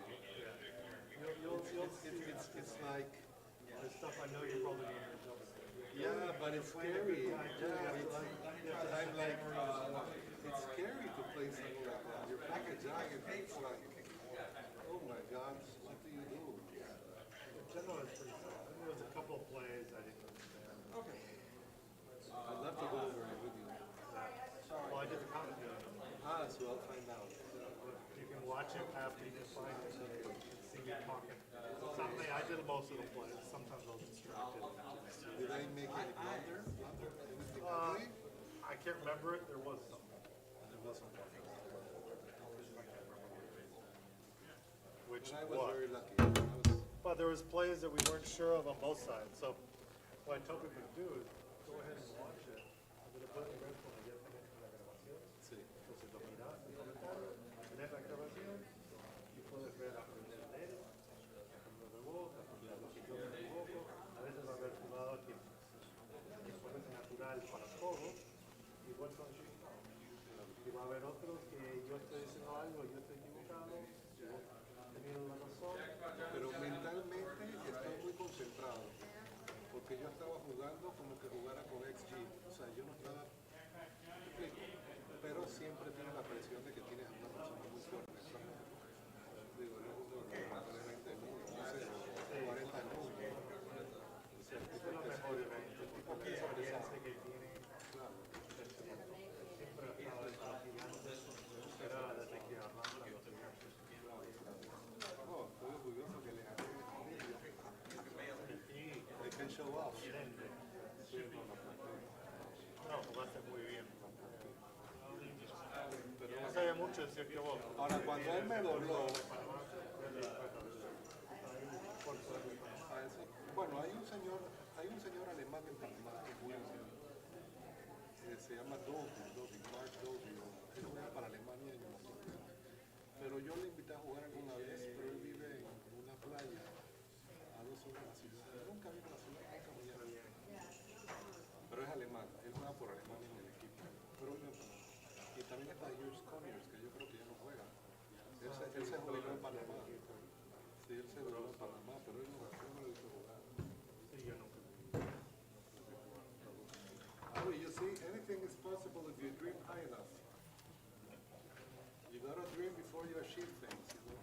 I never thought I was gonna. You're streaming every round you're streaming one game? I think Ben probably is. I'm not going to give you a commentary though. They're probably gonna do I was Tom gonna do that. Marty's forward. I'm not getting paid. I'm just doing it for fun. He did it because it's me and we're buddies. I did one because I was down here, but I didn't sleep a lot. I had a half night's sleep. So I'm gonna pack up and You don't relax play? and stuff. You didn't play? I was doing this one workshop. I was helping Ben set up the BMAB a little beforehand. So Yo no tengo tu contacto, ¿verdad? ¿Y tú sabes Facebook? sí. Pues déjame agarrar No soy muy activo en Facebook. No, pero por ahí te te puedo puedo. mandar el Messenger y Sí, por eso, pero por ahí ya. no lo veo inmediatamente, pero Claro. Facebook es muy fácil. Roberto Sí.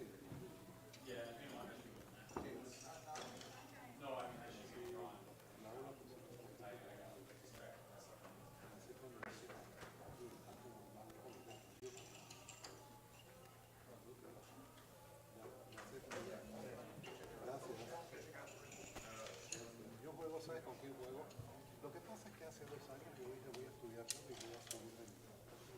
Vine a jugar aquí y saqué un 6.40, no me acuerdo, 6 pico en el BMAB el año pasado. Pero yo no sabía ni qué estaba haciendo, yo pensaba que era un jackpot. Y me puse a jugar y no sé qué, y tranquilo. O sea, no estaba focused. game people. Pero me salió bien, quedé de sexto. Yo dije, bueno, pero con todo y eso jugué bastante bien, jugué 6. Y por mí también varía mucho como juego. O sea, yo estoy jugando gente como Bruce, la gente luego con los Masters.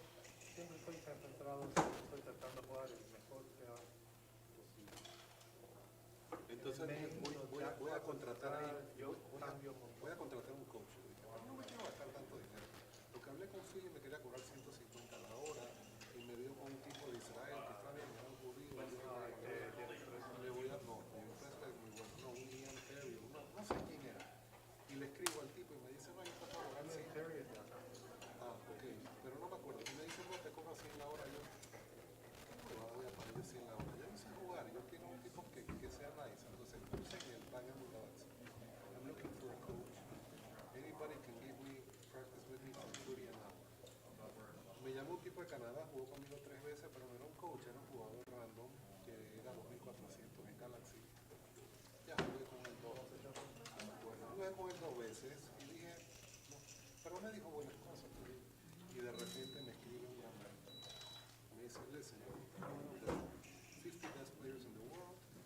I can give you classes. $25 la hora. Y yo, wow. Digo, wow. Sí, este mismo es. Trabajé con Tim por un año. Y Tim no solamente te cobraba 25 la hora. El tipo te dice, si tú me ganas el QR, te regalo media, te regalo una hora. Le gané como 10, 15 horas de clases. O sea, aparte de...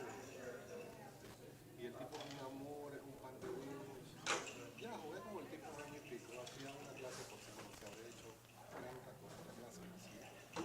Y le dije, ya, no te quieres demostrar en esas últimas clases. Y entonces sí, hablé con Phil y le dije, yo quiero enseñar también. Si me consiguen bookings para enseñarles. Y dice, ok, métete en esta vaina y me tienes que pagar el 20%, me explicó toda la ronda. Y yo dije, ¿qué me importa? Si al final yo no tengo un plan de enseñanza, yo me está dando todo el lujo, la vaina. Pero el tipo me dejó con toda la información y nunca me dio ni la clase. Pero por lo menos pude ver un par de videos, un par de pendejadas. No, yo estaba con el Background Learning Center por un tiempo, Pero así por lo pues menos aprendí a enseñar. sí, para poder enseñar. Pero sí, uno está dando 20%, pero después de todo lo que viene. Ha pasado a algunas personas, al principio, si la vinieron, sí, pagaban muy poco. Pero después la gente que me dice conmigo, la gente que se estaba para tomar clases conmigo, me ven jugando, me ven comentando, quieren ver tomar clases conmigo, porque soy yo, y igual te van a pagar 20%. Sea con el tiempo. Sí, pero es porque tú eres un nivel más alto que yo. Tú eres, No, pero para arrancar, para ganar confianza. Pero no me ha dado ni una clase. O sea, lo que me dio fue información, no sabía información. Le dije a Tim, I'm not going to stop seeing. Let's do a month get together. Una vez al mes lo veo, jugamos una partida y la comentamos. Una vez al mes, eso es lo que hago con Tim. Y me cobran 25 por clase y a veces me la regala, a veces me dice, sí, por eso. Entonces, y es un gran maestro de verdad. Mi hijo toma lecciones de inglés. Dice, gran maestro de unos cubanos y otro de Argentina, el centro de los jóvenes. Y también está pagando por eso. Digo, acá no. Yo conozco muy buenos jugadores acá en Estados Unidos, pero nadie va a mover el cielo. ¿Quiere clases por $10 de maestro de ajedrez? Podría ser, pero él es ya bastante bueno en esta cosa. No. Los mejores venezolanos, the best, están aquí. Son tipos de un nivel alto. Yo digo, voy a dar clases. Poner en contacto, ¿no? ¿Qué pasa?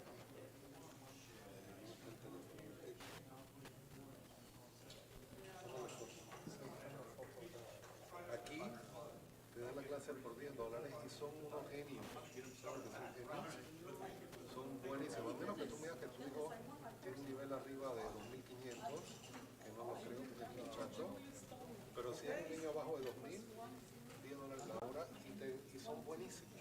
Tienen profesores de todo. No, mi hijo ya grande, tiene 28, pero no está arriba. Pero no importa. Debe estar. Ahí están los mejores jugadores de Venezuela. Pase por $10, o sea, ¿qué más pides? Y te van a enseñar lo que tú quieras. Sí, son 4 coaches. Yo los encontré por Facebook una vez, los contacté, me dieron clases, creo que al principio me dan clases hasta por $8. No, si compras un paquete de 10 clases te lo dan por $8. O sea, y son buenísimos. No, Son los mejores de Venezuela. Lo que pasa es que en Venezuela $1 es como... sí, yo ahora, yo con clases ya paré. La gente se desespera y quieren tomar clases, pero son muy serios. No, pero tú diles, haz como hacen estos locos, pide 100, 150 la hora. Pero la gente lo estoy haciendo con personas que son ya no tienen tanta plata, o sea, la misma gente que viene al torneo, y es una cultura que quiero mostrar. No quiero solo dar clases a algunos ricos que quieren mejorar. Quiero ver la gente que va a los torneos y quiero verles mejorando en los mismos torneos que mejoren. Eso es lo que me gusta ver. Y entonces gente que me pide y yo ve que siguen más los torneos, me piden de vuelta. Ahora voy a dar clases después a Margie, que es una de las mujeres que está ahí adentro. Otro me preguntó, pero voy a tener que esperar un poco más. Por eso tú tienes esa suerte. Yo todavía no estoy jubilado, me voy a jubilar en unos 4 o 5 años. Y estoy tratando de crear como algo para hacer cuando esté jubilado. Y para mí, rookies, intermediates, porque son los que son, digamos, 10, 12, eso se puede mejorar, ¿no? Entonces, eso es lo que buscaría. Tú ya estás entrenado, Si su mujer enseñando. quiere arrancar de la misma al otro, le puedo dar la voz así. Y tú buscas gente ya de diferente. Pero no, a ver, Sí, porque quiero ver los resultados. O sea, si la gente mejora, la gente nota, a mí me da más fama. Otro me va a decir, hey, ¿cómo mejoraste? Ah, tomé clase de Roberto. Una de las chicas se acercó porque tomó clases, otro amigo tomó clases el año pasado, y por eso se acerca. Entonces, es como gano el advertising gratis. bueno, deja ver si me toca. Bueno, dale, suerte. Gracias.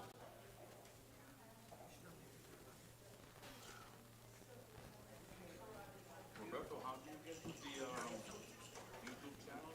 What is it?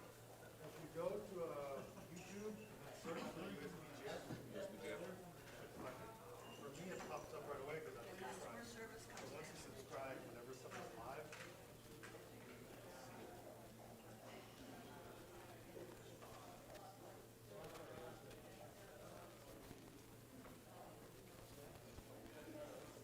Just click on it to the live one. no,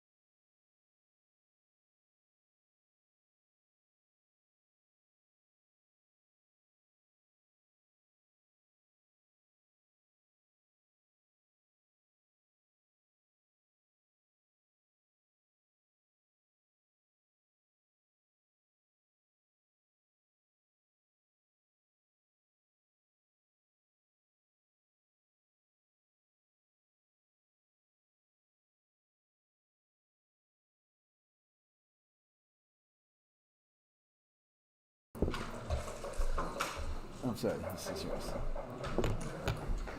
Yeah, just in general, I would.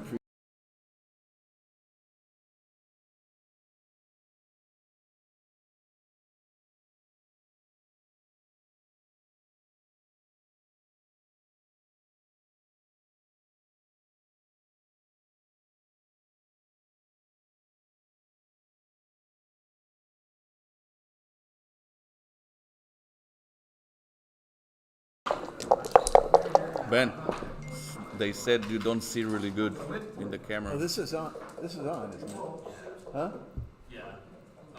Says it's really blurry.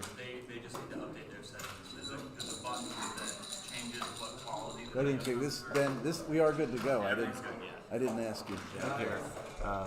I know you. I don't know. I know you don't need the time, but we just What they need been to talking. press? Here, I'll show. Are they on my phone or on a computer? Computer.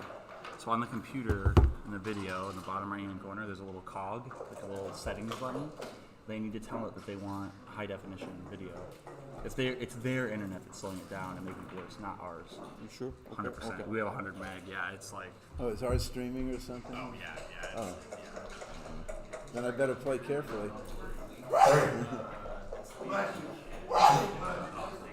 Thank you.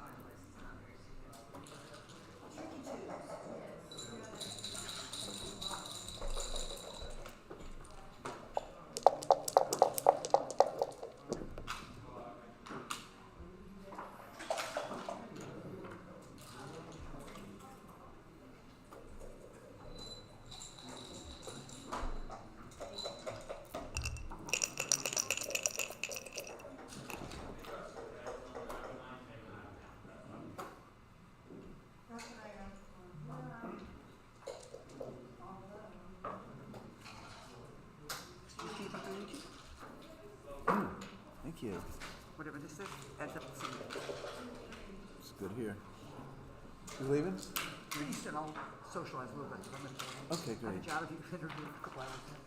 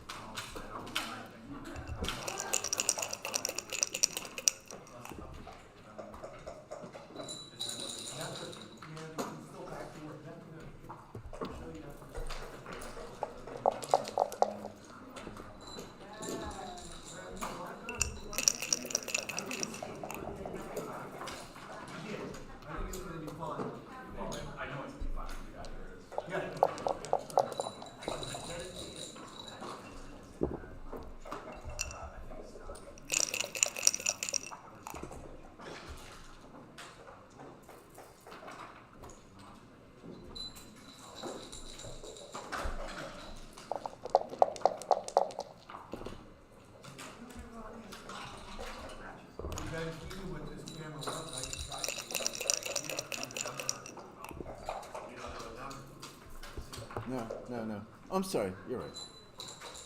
I missaw the dice. I was thinking it was a 5.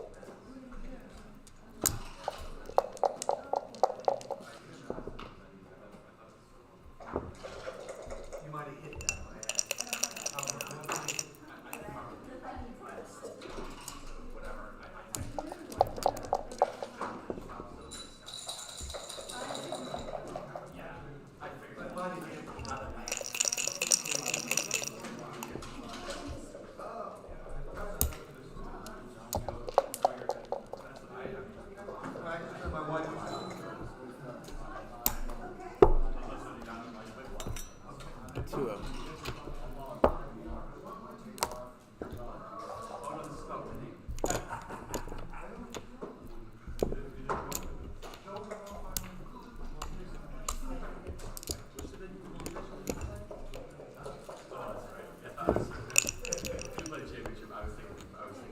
You were one roll away there. I already calculated. If you don't get a roll, it might be in a redouble. Oh, it is. If you took one out. It is a redouble. Well, not if I take a man off, it's not. But if I don't take a man off, No, if you took one man off, you'll have. I have 4 left. I had four money. If Yes. I don't take a man off, Right. I have 5 left. Then the fun begins. But it probably been I don't know if it was a take. I'm not sure. That's what I said. Then the fun begins. If it was just a 2, yeah, it was a definitely take. High cubes don't scare me. Nice run. That was exciting. Everybody kept hitting shots. I know.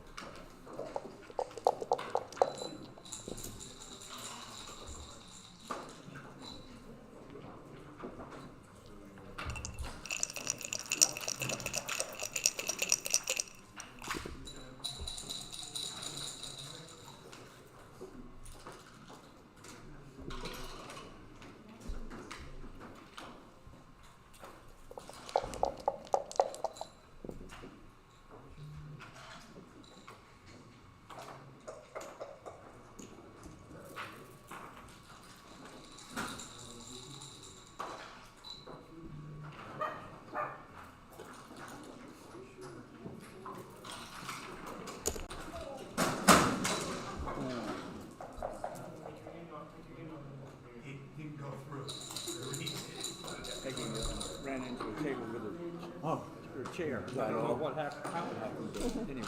You're good. I got it? Yeah, good too.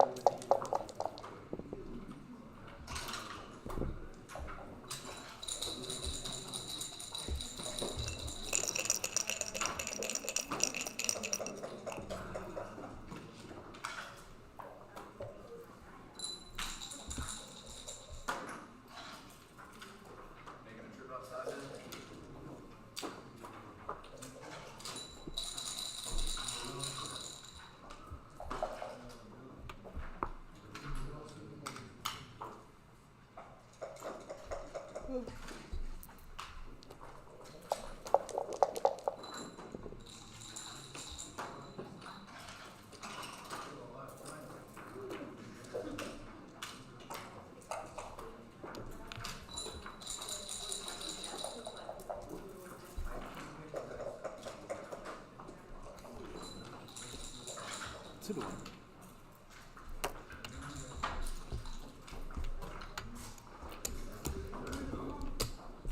Do you travel sometime to Cyprus? Do you travel to Cyprus and those No, I tournaments? usually don't travel out of the country. Really? Yeah, Have you ever traveled to Monte Carlo? yeah. Last time I was in Monte Carlo was in 1981. That gives you an idea. Yes, yes.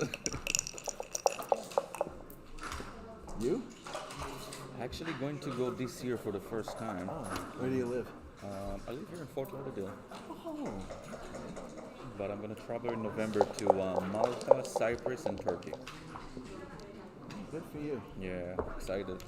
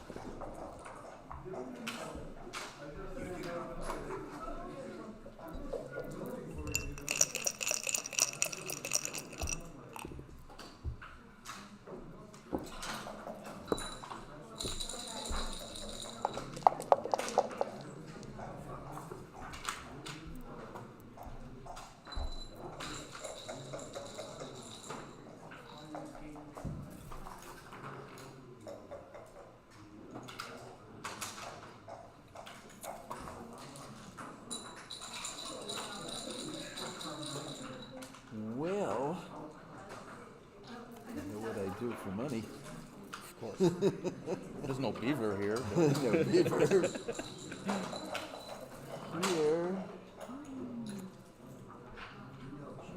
We're gonna try it.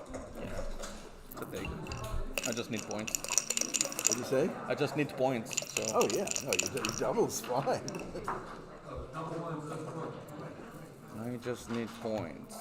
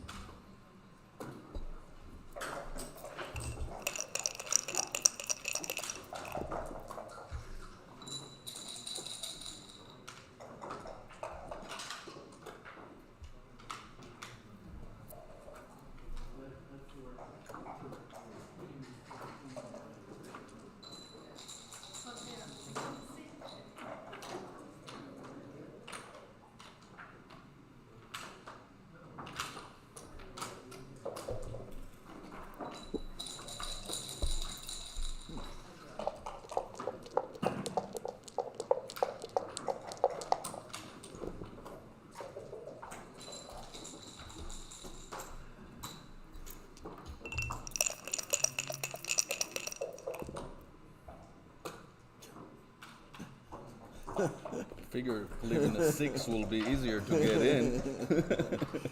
Look what you roll.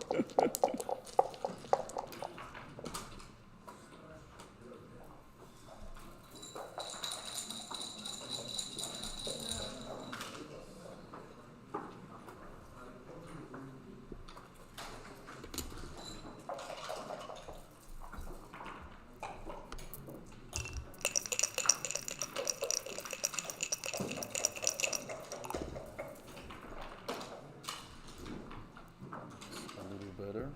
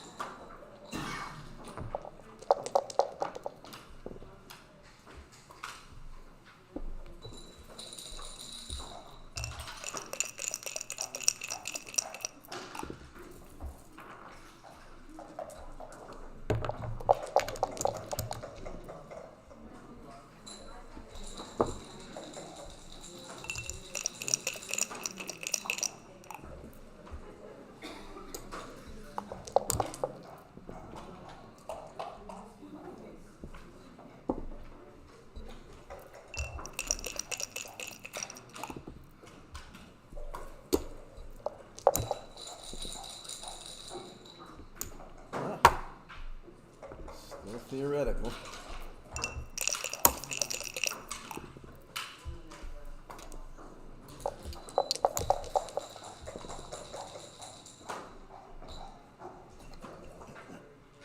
right, 10-3.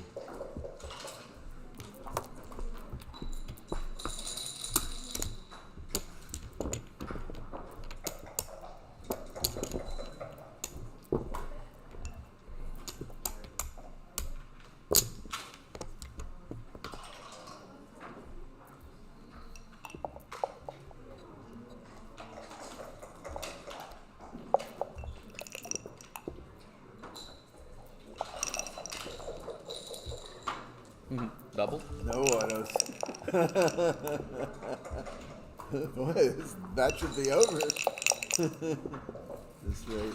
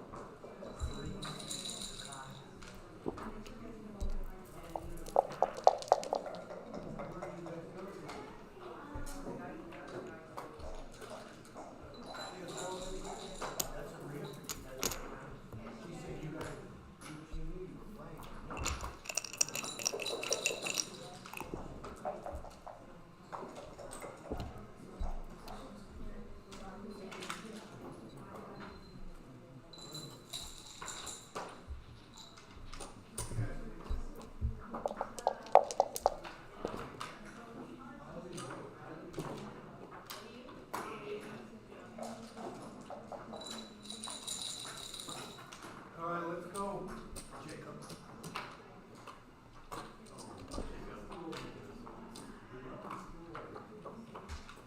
I just want to honor.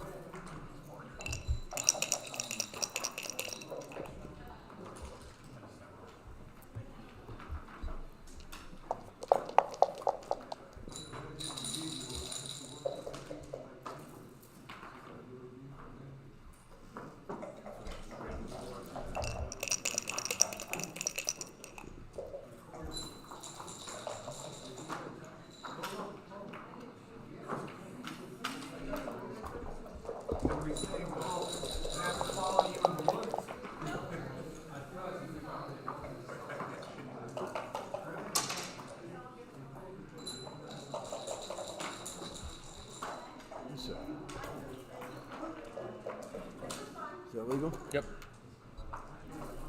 Why is so much trouble with the cars in this place?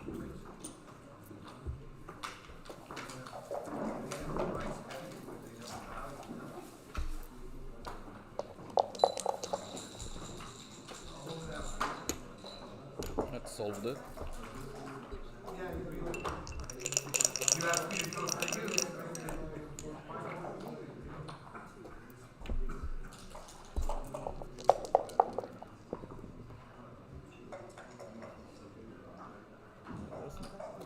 What was it?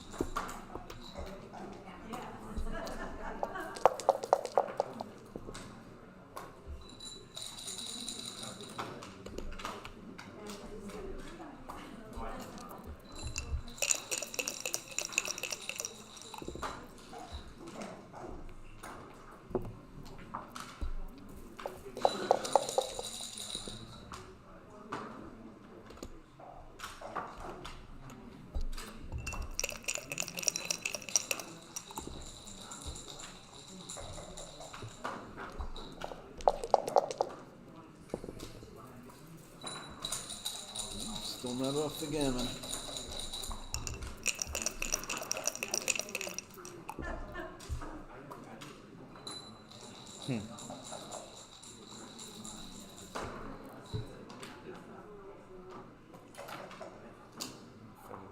Wasting time.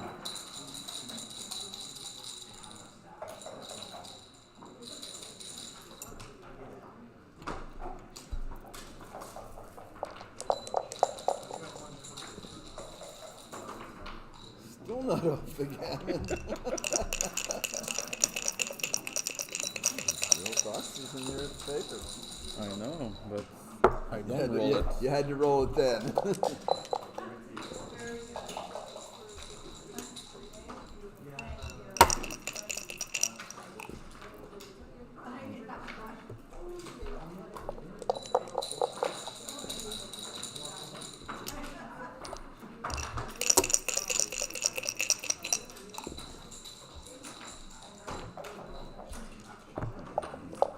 Got 2 rolls.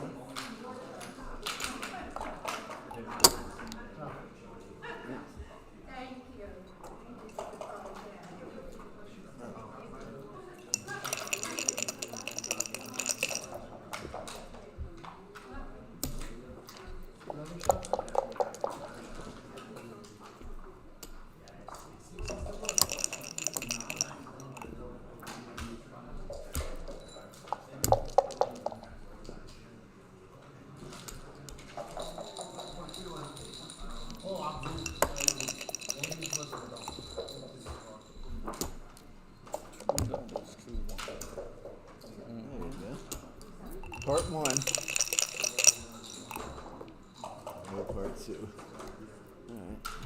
12.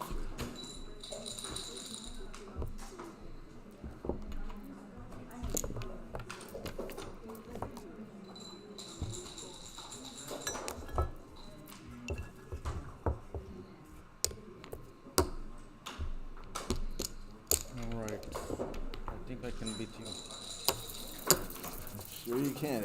Everybody else has this week. I don't see why Oh, you so should you be any revenge exception. everybody on me. You take all your anger. That seems that way, doesn't it?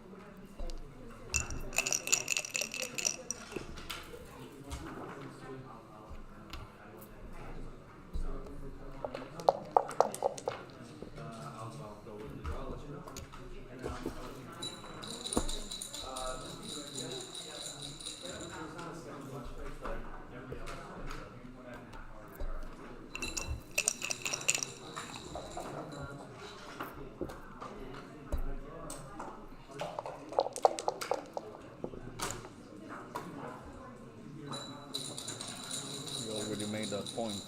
Yeah. So better make this one then.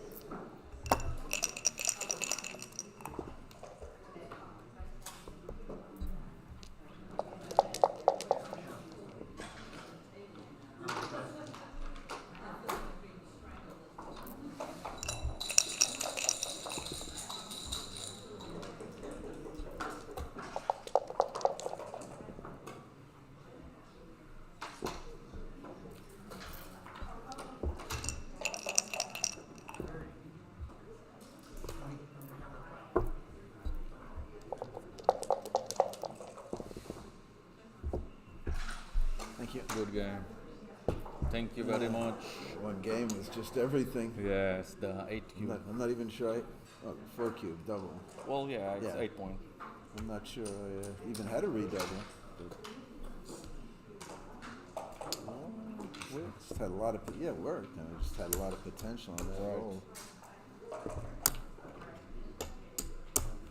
Pleasure. Okay, take care. Good luck next. Well, when somebody else, you can, yeah, now you can. I'm gonna play this. I'm a nice guy.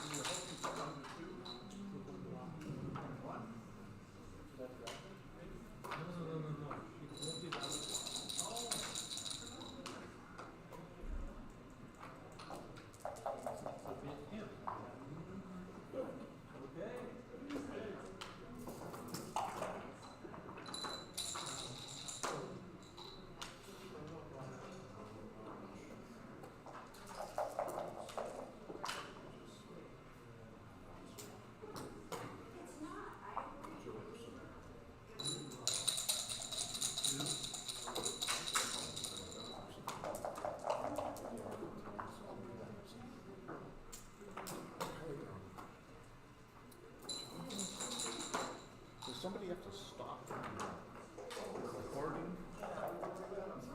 So in the corner, is there any spot? Yeah, it looks like it is.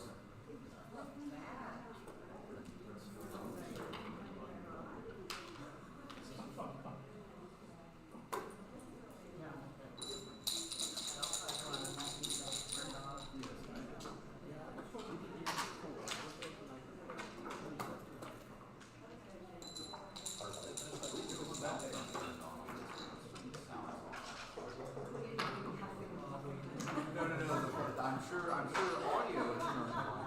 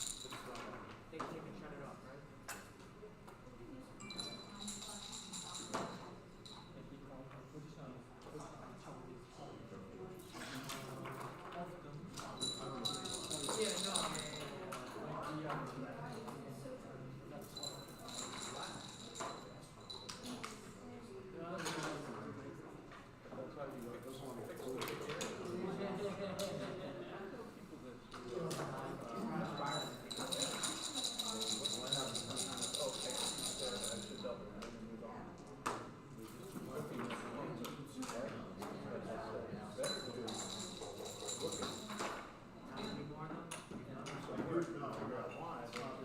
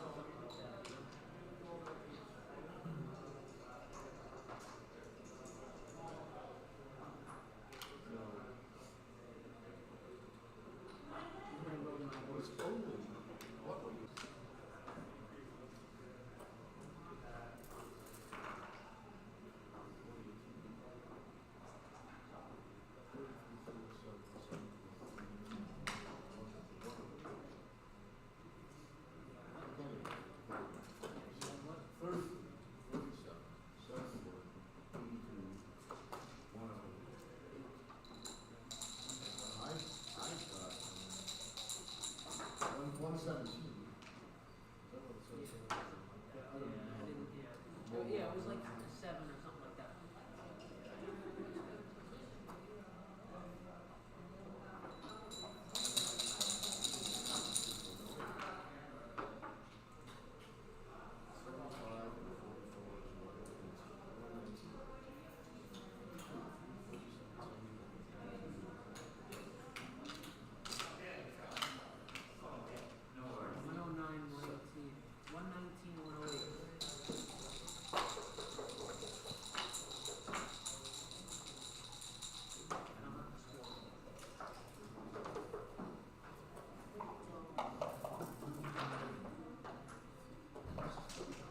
I'm gonna see if Demo Street does the right thing.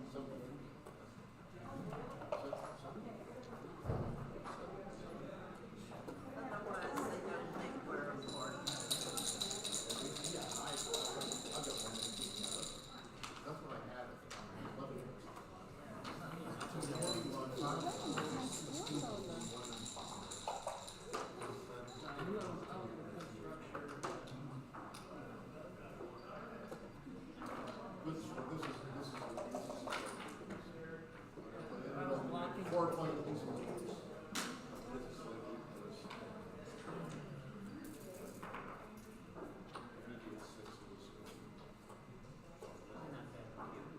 It wasn't bad, but it's, but I mean, those are the.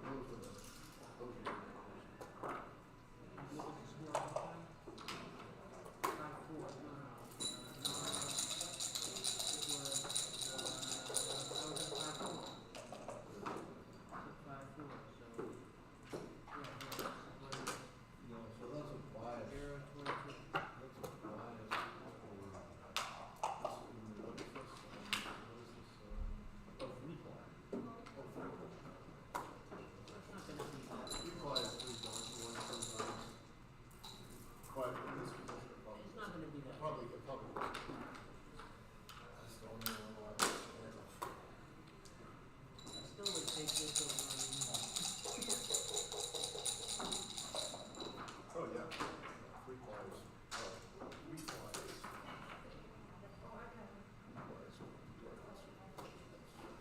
I always roll this stuff. I don't even look at it.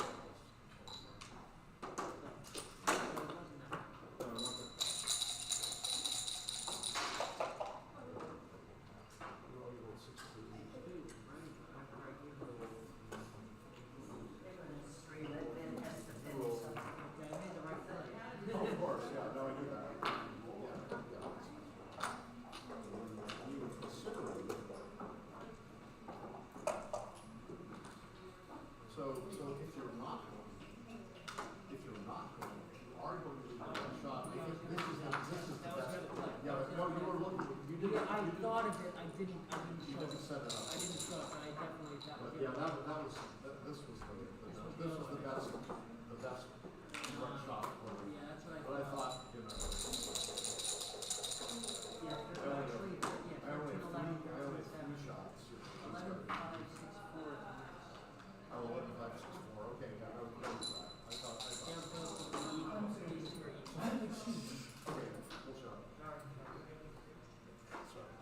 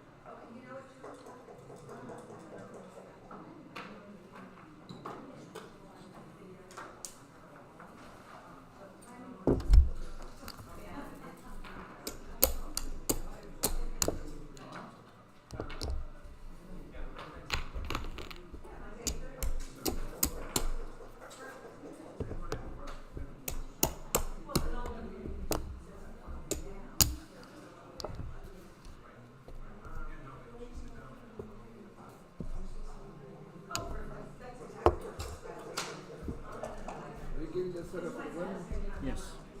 Awesome.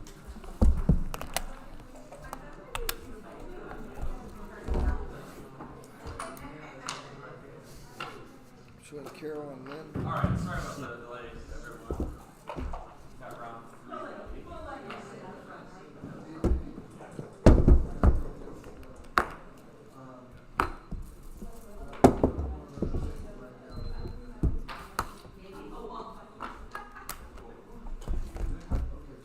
All right, so this camera is gonna move.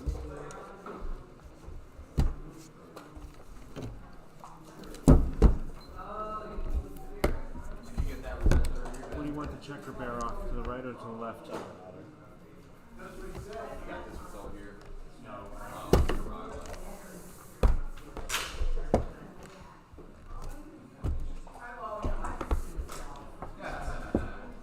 Do you have an idea of where it is, or it's on the table? That's like where I was sitting at.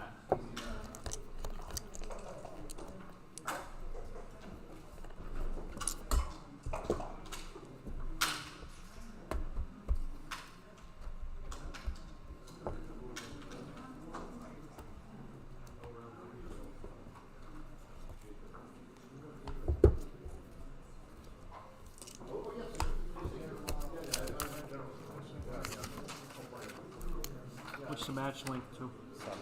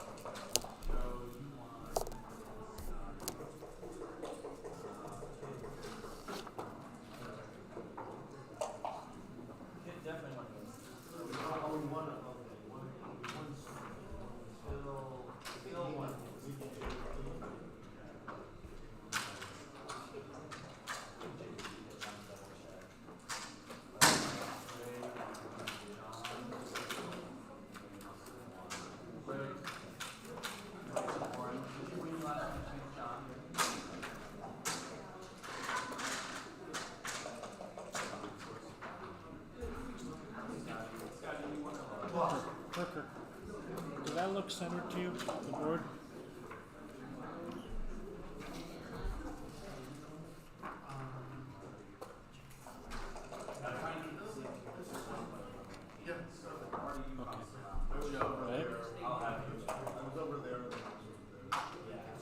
Right? Can I adjust it? You can take it. Yeah, yeah.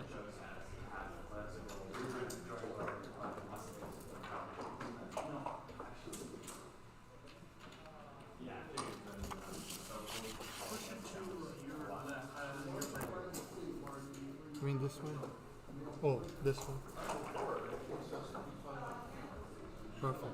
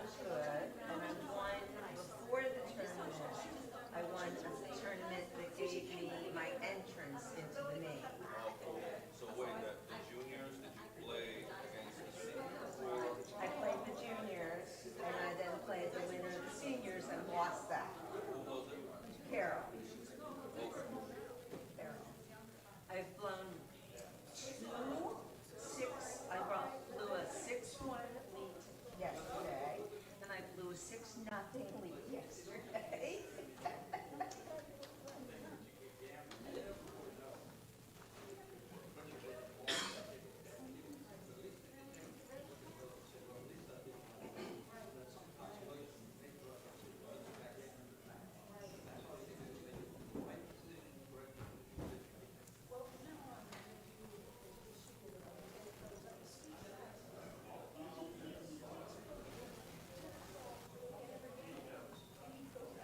And I go, well, I want some escargot. Roberto, what were you thinking? I didn't finish up losing sweet. But I wanted to have a happy hour of that escargot. You know what I mean? What were you thinking? I'm not going to get escargot. I got to walk down there to my new hotel with my stuff. She's still playing arena, right? Yeah. We'll figure it out. Make sure, just, you have to confirm with Ben. Confirm with Ben. I have no idea.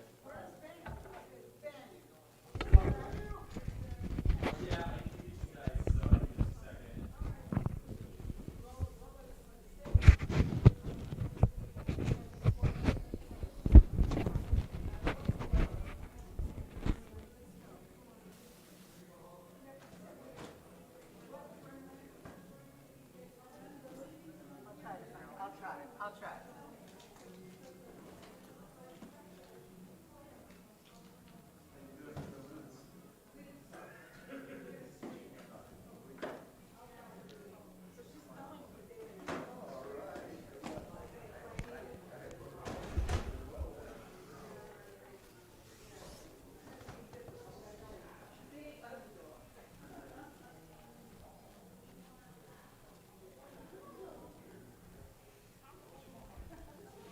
Do the You've been the selected commentator? Yeah, I'm going to commentate this for fun. Did you see You any can of my help out. matches? Or? I think I was being streamed. We did. You were in the first match. You played the first match, right? I played 2 matches. Yeah, I commentated the first one. Oh, how The bad? second one I bailed. Oh. I wasn't transcribing How though. bad was I? I think you were fine. There was some plays that caught me by surprise. He had some clear missed doubles at times. I was like, what's going on? This is like a double. He told me after he was a little nervous playing you. He was like, I'm playing a legend, you know. You get that, you know, it scare people by your shirt, you know, like people freak Yeah, out. I mean, they all worked, but he had a couple that were, you know, like there were no 0 market losing sequences. Yeah. Well, here we go. So let me start. If my audio's on. Roberto, Is my audio on? your audio's on. Oh, here it is. Okay, great. So here we are. Welcome to the USBGF Women's National Championship. Here we're going to have a 7-point match between Lynn Ehrlich and Karen Davis. They're playing on the board. The winner gets the board. The winner gets a great Bel Air watch. Very beautiful. Donated by Bel Air. Alan and Joan Grunwald donated the Bel Air watch. And this should be quite exciting. There was 12 women here, I believe, to participate in this tournament. And can you do me a favor? Can you answer Dimitri on the phone? Here, I just answered. Shit. There it is. And so here we go. We're going to start this stream. And Lynn's here with her dog. I do not know the dog's name, so I'm not going to be able to help you on that. I know the dog is quite active. She does it kind of as a distraction for the opponent. Yeah, Karen's looking up. Karen's going to be nervous with the dog running around. That's part of Lynn's strategy here to defeat Karen. Lynn, a solid advanced player, just to play stronger. She's developing more confidence in her game again now. But Karen, against the established stellar legend Karen Davis, Lynn decided to bring the dog in to help distract a little bit here. They're getting ready. They're talking. Someone gets the board and the watch. Maybe they made a deal that one person gets one thing and the loser gets the other. But it should be exciting. Actually, a good-looking board. I normally don't like bright colors, but this is quite nice. And I will be able to see anyone's comments here. I'm going to log in here to the computer, be able to see some comments. Again, we're at the last day here of the sunny Florida tournament. Quite exciting. Just call him later. Quite exciting tournament here. It's been great. There's been a different event every day. We started with a pre-entry tournament, a super jackpot, and the youth, masters, jackpot, the ABT in one day. Yesterday, the USBGF National Championship. And then now we're having the Women's National Championship, and BMAB is being played in the other room as well. Although all men in the BMAB, because all the women were playing for this Women's Championship with all the nice, juicy added prizes by women in backgammon. So here we go. Getting ready. Nova Alpha Log, it's clocked 2 minutes per point, and there it is. Lynn opens with the 5-1. They correctly fill out the clock. Lynn does the classic split.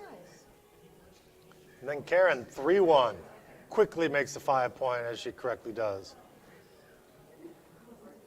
Ooh, 6-4. So Lynn has options here. She can run, or she can make the deuce point here. I don't know what I like best. I like making points when people make points. It might very well be right to do that. But Karen, 6-1, since her 8-point strip, she couldn't make the bar. And that with the step up, she wouldn't want to anyway. 5-3. So Lynn, by running, she'll make a point, and she'll still have that blot floating around as a liability.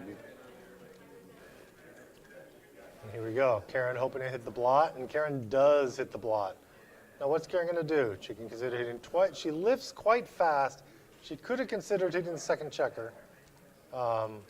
Ooh, and this dance. She might roll fast. She can get her cue. Oh, great roll. Points. And now this is going to be a big. This is a big cube now. I think this is now a pass. I think it was a borderline decision before. Karen Not doubling now? rolls on. Maybe she's trying to lose. Karen rolls on. I guess she might try to be reducing volatility in this match. Supposedly a play on in her mind? I'm not sure. I don't think it was playing on, but I think the double there was clear. Looked like flat out double pass. She buttons up a 4-2, then come in with a 4. And if you weren't before, I'd start making my board. I don't like the internal step ups. Okay, she was playing on.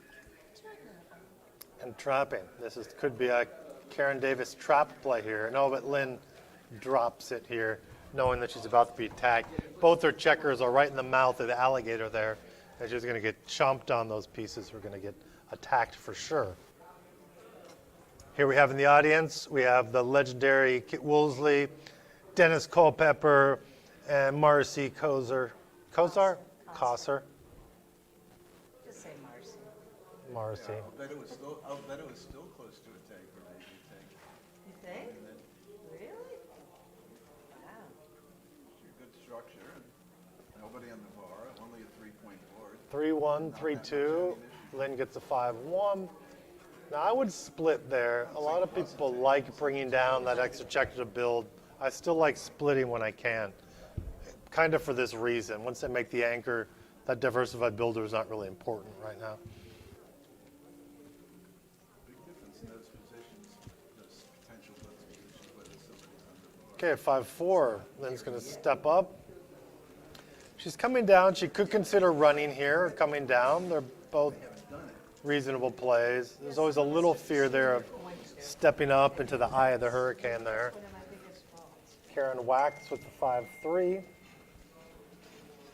if they pointed on one of the blots, you might. Ooh, look, double ones, not that useful, but it will make the bar and split. So Does it show how many people are watching, Roberto? I can look how many people are watching. Yeah, I'm just We have an curious. audience question of how many people are watching. I'm going to pull it up on YouTube here so I can see everyone watching.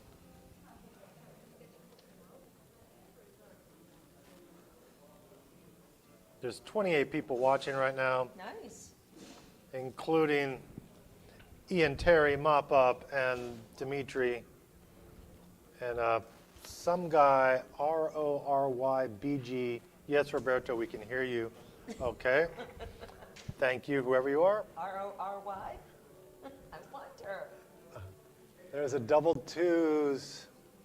Any women watching?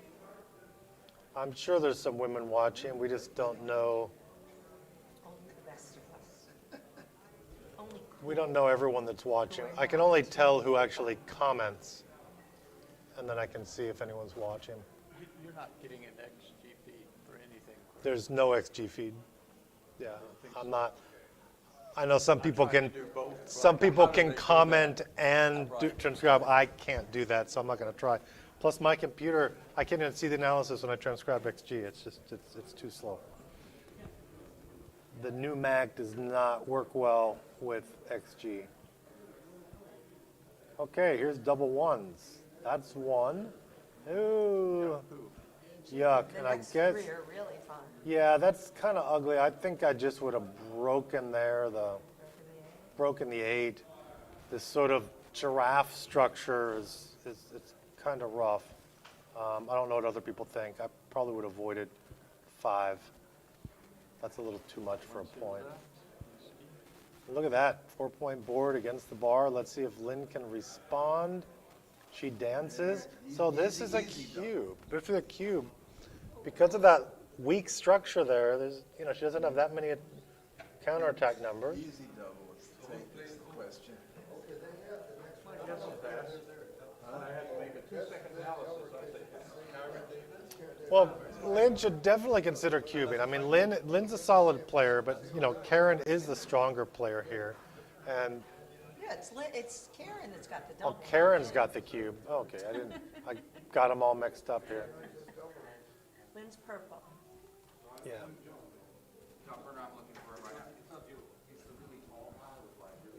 So here's the cube. I think here the audience was talking pass, but Lynn kind of. I know I'd have taken if she'd have played the double ones the other way. And Karen took the opportunity to run. Run to the mid. Ooh, double twos. See, this is where you really see the deficiency of playing it a different way, that double ones, because now it's rigid. This is still pretty efficient. Wipe them out and bring a builder down. So we're talking switch, the good switch. It's not familiar. Often do you not have the 4-point. This is too big. Oh, too big, too pure. Oh, this is. It's 3 points instead of 4. And you have the block. Ooh, but this was one of the better numbers And it worked. Lynn could have hoped for here, the 1-5 coming in and not hitting. Now Lynn really needs to perform here, cover with a small number, and she does get the 1. The 3 is not ideal, but you can just bring it down 13-10. Lynn's doing pretty well for herself. Lynn is quite happy here.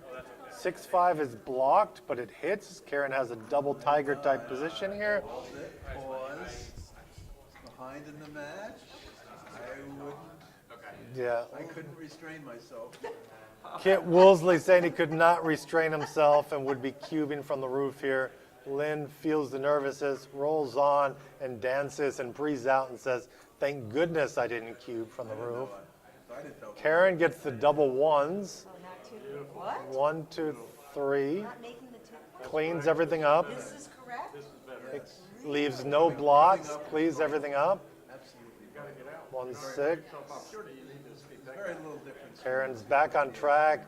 Ooh, runs out. Both. She could have come up and made the 2 Only point. to there. You want to get all the way to the edge of the front. She made a good play. 2-5. Yep. Lynn does come in with the 2. If she had made Now, the 2 point, it would have I would bottom. jump out here, I think. Oh. You don't leave a block. That's what I'm saying. She Oh my God, you do not leave a block. Okay. Well, I'm learning. Okay, 6-3. Karen does not hit. It would have hit if she did my play of jumping out. I'd be worried about saving G here and making a board. There, she made a nice board, though, nice threatening board. Lynn's got the good board now. Karen will think twice before hitting. And this number is not good. It leaves a shot. So Lynn has a chance here. 13 numbers will knock Karen back, and that is not one of them. It was fast. I didn't know if I was playing 2 down or not for that. That does make the board quite intimidating, and Karen is going to have a choice here if she can hit, but she doesn't have a choice. She just rips 2 checkers. Yeah. Anything other than what I thought the first 2 I mean, switching is a play, but I don't think the gammons are enough to justify it. I think I just would have ripped. But this could be right. What do you think, Kit? I didn't see what the roll was. It was a double four. She could have ripped or switched, and she switched. Oh, switch. Well, she could have ripped too. No, switch is 1,000%. Fill the Okay. gammons is, Puts it's the foot on the safer bar. and it bears off faster It's better for without the gap. It's better for the gammon and better for the game. Probably wins more games and gammons. Yeah. Not even. I mean, you're playing against the Phantom 2-point game if you more than a Phantom 2-point game. The checker's there. So you get hit. You can't win a gammon if you don't win the game. Yeah. Can't win a gammon if you don't win the game. That's true. What is this ace? Jeez. God, what a panicked ace. She didn't play 7 to 6. She has to roll another ace to get the fit back.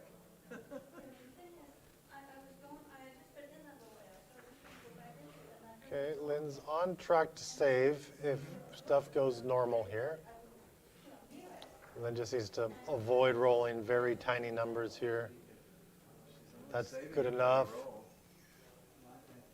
It doesn't matter how many, as long as you save it, right? Well, what I mean is that Karen rolls It's all doubles. double size. Karen rolls big, it changes who's the favorite.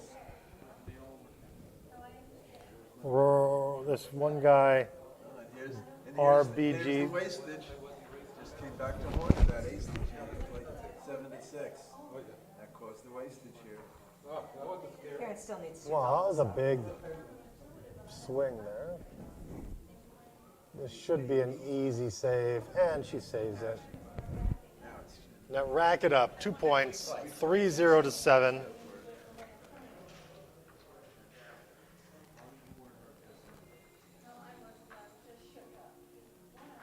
Dimitri says he'd play 1-1. Everyone here kind of liked the 1-1 the way it was played.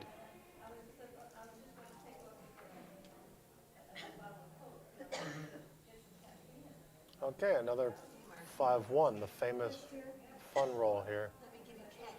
Whatever you like. Lynn's going to reset the clock if she pushes the center button one more time. Let's see what it was. Just stop pushing the center button, it's going to reset. Yeah. Lynn was gonna play. Stop pushing the center button, it's going to reset. There you go. Yeah. Lynn has to be explained how to use the clock.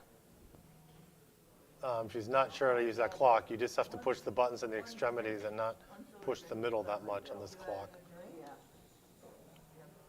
Okay, nice good old double fives. Cleans up, frees the blot, makes a 3-point. And it's a 5-4. Normally with double fives, you don't touch your back checkers. I'm not sure if this would be an exception. I would maybe not stepped up because there was just double fives. Okay, Lynn's making a run for it. And she got away with it now, 5-2. Karen will run to the mid. Now this puts Lynn in a nice position because she's escaped. She almost has full freedom there. Last loose blot just floating around. She's up, what? Few hits in Well, the I'm race, afraid that 13 or we'll put it on my card though afterwards. And Lynn slams the cube fast. I'm not sure this is a cube at this point. I don't know.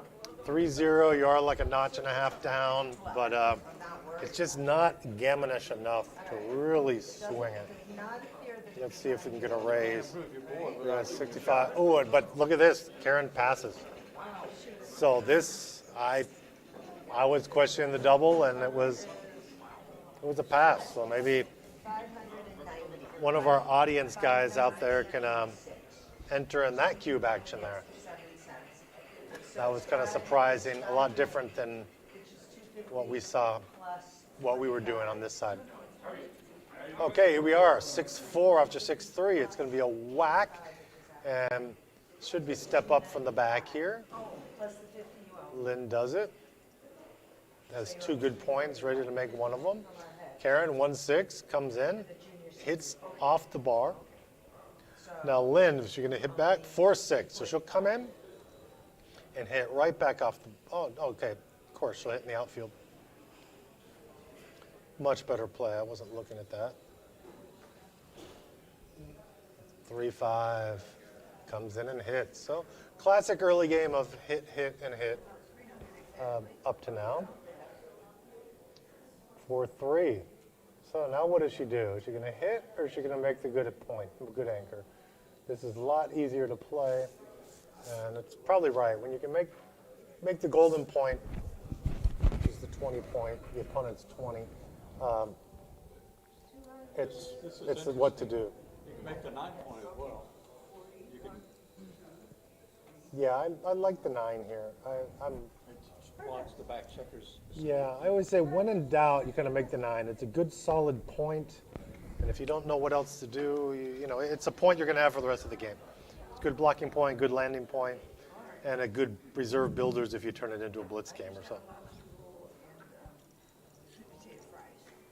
Okay, 6-5. Ooh, breaking the 9 to point inside. I do not think I'm a big fan. Bar 15. Yeah, bar 15 looks correct. This tightens the position a lot. I mean, it compacts the position, I should say.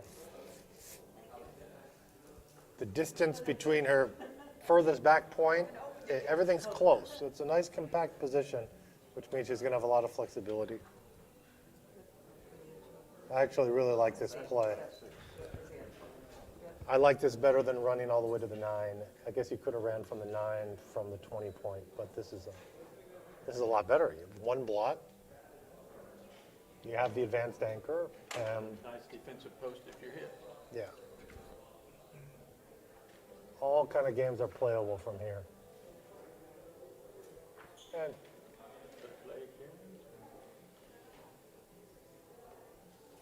so we like that play. Okay, 4-6. Does not hit. Does not do a lot. Oh, giving up the anchor. Yep. Outside hit. Good call.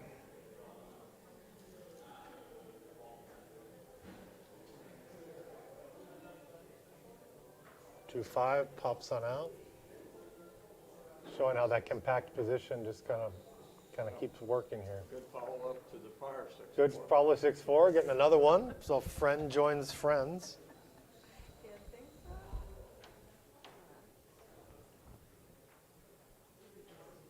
Volunteers a shot to get a nice 4.5. 3-1. The roll is 4-1. The score is 3-1. The 1 hits, and she bounces on over to the 8 point with the 4. 1-6, in and out burger again. Just nice. Now it's inflexible. Now look, you have stacked extremities of all your army here. To the edge of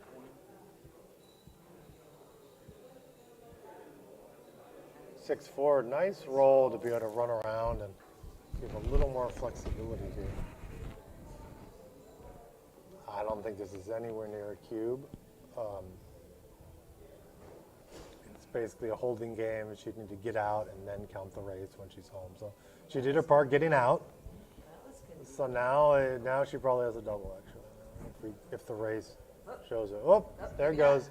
16 pips down. So in this position, Clear the 18 if she's ahead. yeah. Karen's fast counting it up. If she's ahead by, oh, she hasn't hit the clock yet, but if she's ahead, she'd do this. And now if Lynn's ahead by 14 pips, she should double this. If she's not, she shouldn't. 14 is at the magic number. 14 is the magic number when you have this kind of setup of the holding game. It's about 14 pips to be up. Was the 10 included, or does that change? The 10, you'd need more if you had the 11. Yeah. If you had the 9, maybe it's 13 or something. But yeah, 10, I think it's neither an asset or a liability really. It could help you, but then you got to also clear it. Equity. Yeah, exactly.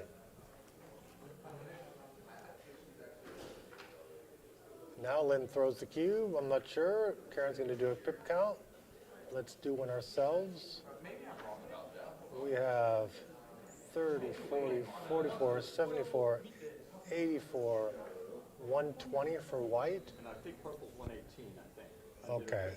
Okay, so that's very close, and it was a no double. But of course, this is a market loser. So whatever. If you know you're going to throw a market loser, it's correct the cube. Yeah.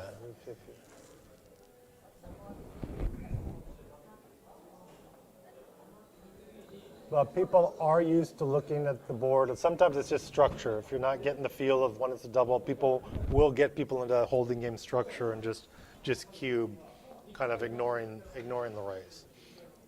But even that double fours, since the race was close, even double fives would put Karen right back in the swing of things here. Usually we have big piece of paper on the wall. And we have Karen's doing right. She sees the Baron efficiently. Her value here is mainly still based on the raise. She does not have a lot of shot equity here. And that's probably why this plays even right for Lynn, because if she was way ahead in the raise, she could have made it simple by Baron off inside. So I'm not sure of the race now. We know she was probably down because of those double fours, so Karen was right to stay back here.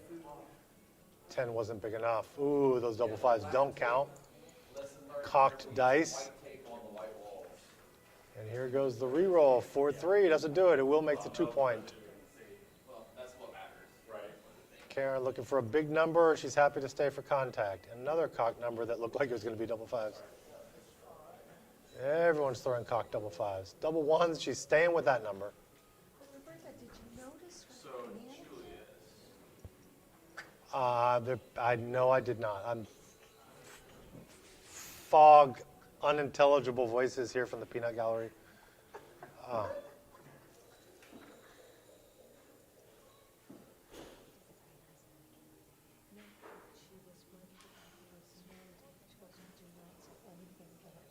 Okay, 2-2.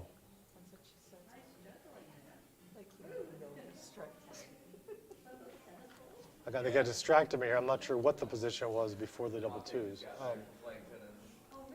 Only 6-1 leaves a shot here. It's a 5-2. She will jump it and clear, and the race is on. Karen's been waiting for big doubles. She kind of wants them now so she can start bearing off. 5-1 is below average and not good enough. And Lynn will bring this home correctly. Oh, I guess that's fine. I would have gone 2-1 though, but I like doing 2-1. I'll do this little thing. Whatever lowers my Keith count a little more, I just do that play.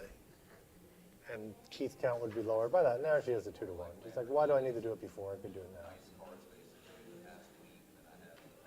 Of course, if you know you're going to keep throwing ones, then you would have been happy to do the one before because you would have ripped. Okay, 5-4. This is looking very powerful. It looks like it's going to be a 3-3 game. We're going to have 4-away, unless Karen comes back with big numbers. That's something above average. Karen is set for the boxes, which still put her right back into the game. But she is behind boxes. 5-2 is just treading water. She still needs those big doubles here to pull it out. 4-3, there are gaps, so Lynn can start throwing bad numbers as well. There's double twos. We'll rip 3 checkers.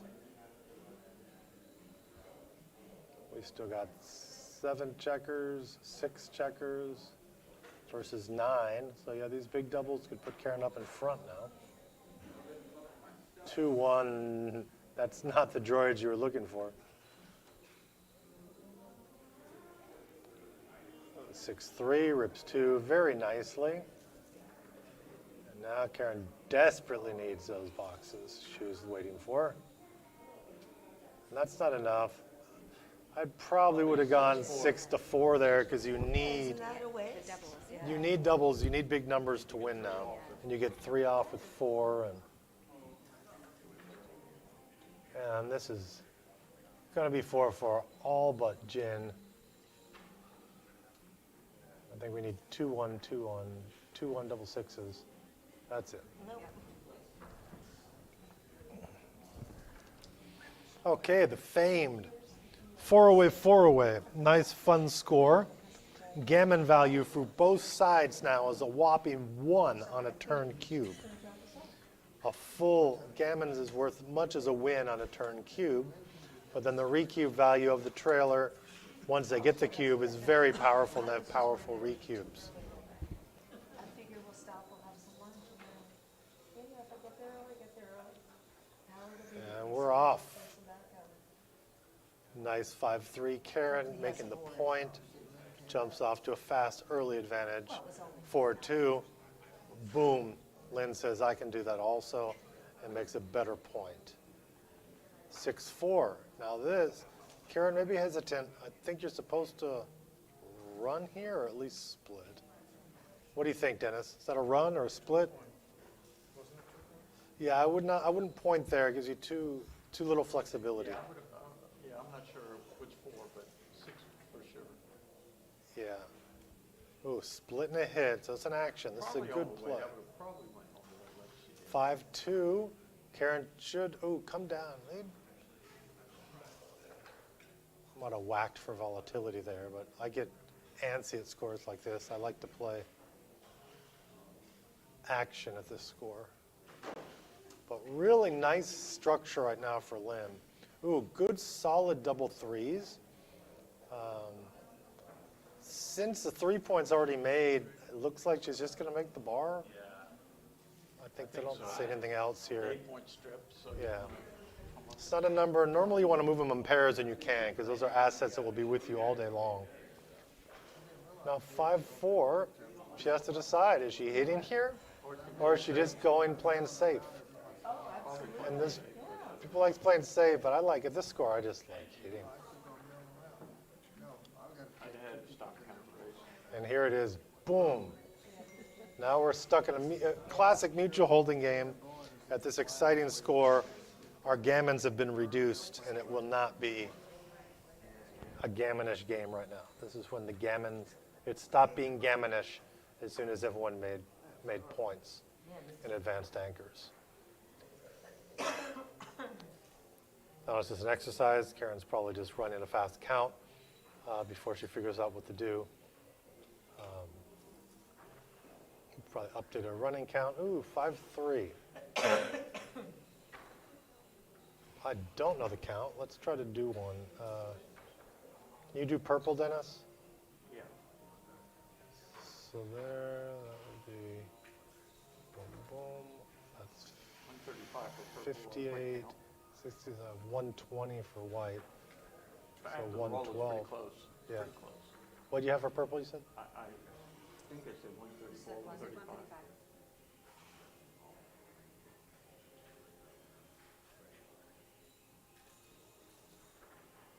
Well, that changes everything. So it's got to be 13-9. 13-9 goes with that. If you stick with those two, then it's 13-9. Yeah, this just flows the game. This is going to be very. See the response. Cover and slot.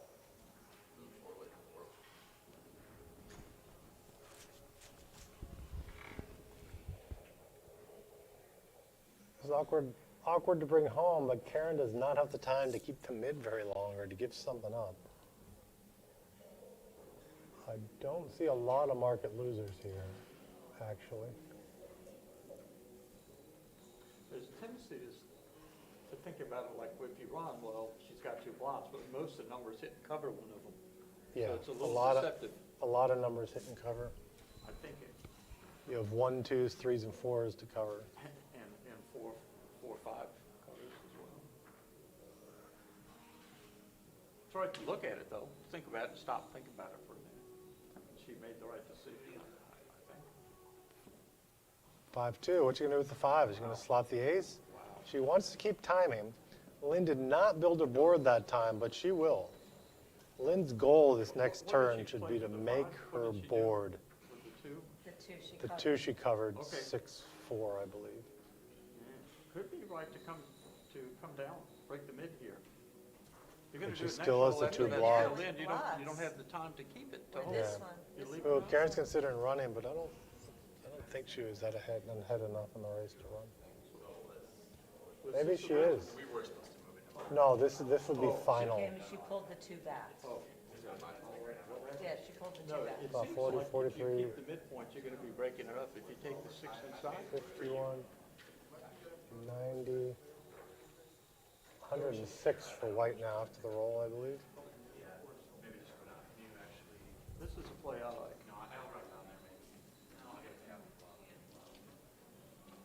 You wait till next roll, you either put a guy on the ace or clearing. Don't open this one. Thank you. Thank you. You're a star. see what happens after purple rolls here. They're gonna make at least 1 point, maybe 2, and then you gotta break it. Right, So do exactly. it No, now I with this agree, two I blocks. agree. Yeah, this is a good play. It duplicates the 2 here. At first when you said come down, I thought you were saying this is 13-8, and then making the board. Ooh, but the 2-1, huge. Hits and safeties, clearly 3-2 is the right play. And pretty much no matter what, unless she comes in with the 1-6. Ooh, 2-5 comes in, so this, now it's back to just being a race again.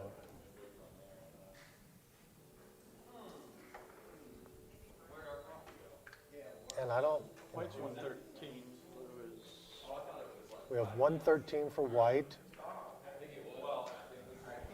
52, 672, 768, 110, I think, for blue. So it's within 110, so 3 pips, about 3 pips. So correct, no double there. Yep. So I would make the 3-point here. What is it, 5-1? I would make the 3-point because Karen has 2 blots. I would just make my board scary. I would take this 5 over. I wouldn't stay back to the shot. I would get off. Wow, his Hey, incumbent one. I would have made the. Oh wow! What a roll! What a roll! Joker. That was backdoor surprise. And look at that. Staying alive. 2 can play at that game. Very, very fortuitous. That fortuitous roll, as Dennis said. 2-6 dance cube. Too good, actually. Probably too good. It's at least good enough. It's too good for this roll. Except when you roll this. Not too good anymore. And it's like, wait a minute. Greed is not a good thing all the This is time. as bad as the 2-1 was good That's in the prior exactly roll. right. Oh, I don't know about that too. How to play that way though, Wow. because this diversifies some numbers there. 5-6. Oh, look at this. She's back on the gammon trail now. Amazing. Now it's the other way. Oh, there it is. What do you do? Well, you come in with the 1 and whack with the 4. Yeah. You Not can't. sure. Yeah, I don't think you can reside. Yeah, I think you have to hit here and attack.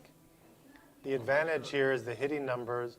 You do have the 6s. Back with 6s, 1s, and 5s. Yeah, well, the 1s and 5s are kind of covered on there, so they're kind of duped. But those you do have the 1-6, 3-6, and 5-6. A good rule of thumb And the is 1-6. if you're not sure hit, right? Yeah. That's a nice Well, especially at this score, it's really volatile. One dance or one misstep. It's one bad roll away from a cube. No, it's not cocked. And again, we're one bad roll away from a cube, and that's not a bad roll. It's good, so we still don't have a cube. It's just joker gammon. Safety. Now Lynn's looking for a 5. She's like a 5 and like a 5-3, 5, something over a 5-1 and 5-2, because these women are hitting things every roll or getting lousy 2-1s. At least slot's an important point now. She's definitely going to want that point. And Karen gets the 4-1. Bounces in. That was correct. That was legal. It was a legal play. Yeah, I Kind just of thought I thought the 1 would have gone from 6 to 5, that's all. I don't think it makes a big difference where that one goes.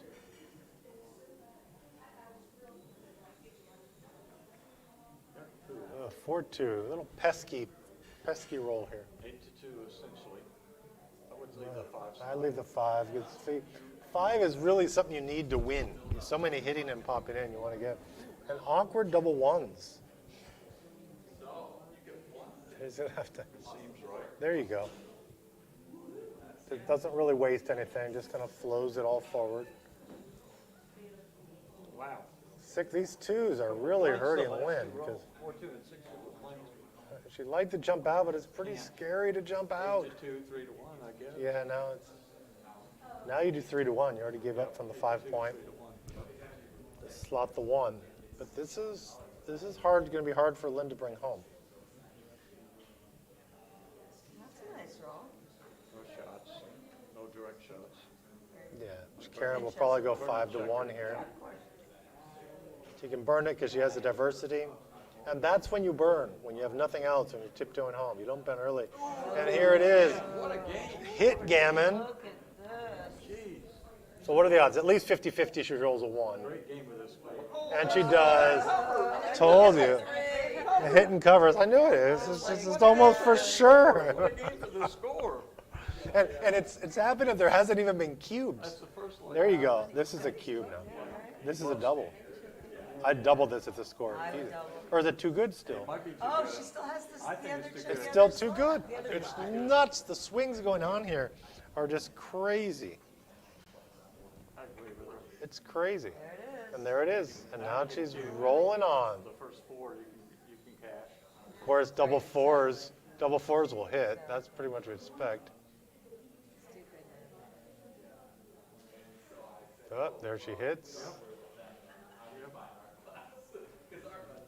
Lynn desperately seeking 4s. Does not get them. Looks like all the good rolls went out of the dice already. No, this is all going to be almost 4. 1, 2, 3, 4. It's as good as first. Almost. Recommendably forced, as we like to say. This is recommendably forced. Karen, 3-1 really wraps this up. It's going to be a big 2 points. Amazing this was never cubed, the score, and it goes on. Went back and forth on a very volatile score that people are ready to ship it, but it twisted to too good, and then not good enough, too good for the other player. Lots of swings. Look at this, a shot. What are the odds Lynn is going to hit it? Oh, not good enough. Reversion, back to the reversion of the mean here. No, there you go. Now she gets the double 4s. Uh-oh. Oh, there could be trouble. Still too good. Let's Oh yeah, even if she gets hit, everything's too good. Because that board's not intimidating. That's worse than Swiss cheese over there. Though. still win most of these with the cube. She can win BG. BGs are starting to appear. So how many does she have off? Brings 2 and She has 6 off? 6.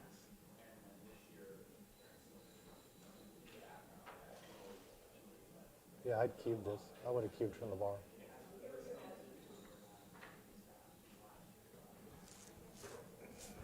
I would have cubed it from the bar, but maybe it's still too good. That's why. Oh, that hits. Wow. Boom. Wow. She was praying for a 1 or 3 and got that.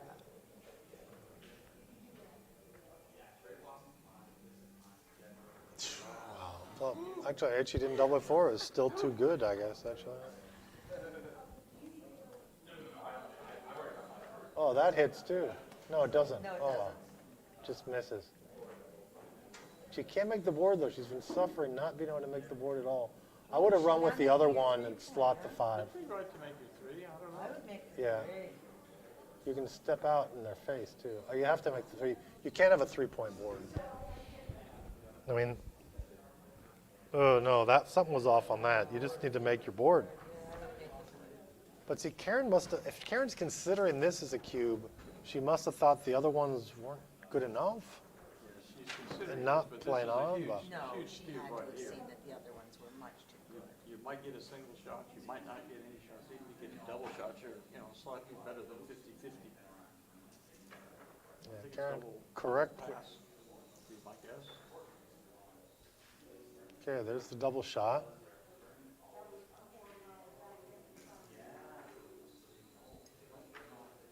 And a big miss. Lynn's been good at those double 5s, though. Say to the gammon. Oh, yeah, there's no G here. She can just wrap that up now. Yep, it's 5-3. Is a likely outcome. I don't know. If Karen rolls a set, she could still gammon here, guys. Yeah. It's Karen probable. could roll a set in gammon, but when we say no G, we're talking about what happens the majority of the time. About 95% of the time. Ooh, don't waste the pip. This is, everything's wasted here. This is not good because you can't really win even if you hit. The only number you get a shot on is 2-1. Only 2-1 and you wasted. Probably. This brings the G back into the fold. Wasted all those checkers. Yeah. Or gammon saving. No, you bring in the 3 efficiently. Why not bring in the 3? It's correct by a little bit to bring the 3 in. That's the, There's a trying to 3. save a gammon, that's the shortest place it can land in the board. Yeah. What? That's too many dips? No, that's correct. Oh, I thought it came from the, But you just have to hope it doesn't roll a double. She'll save if there's no G, but this was, To roll the double. I think she already would have saved already. She very well could have.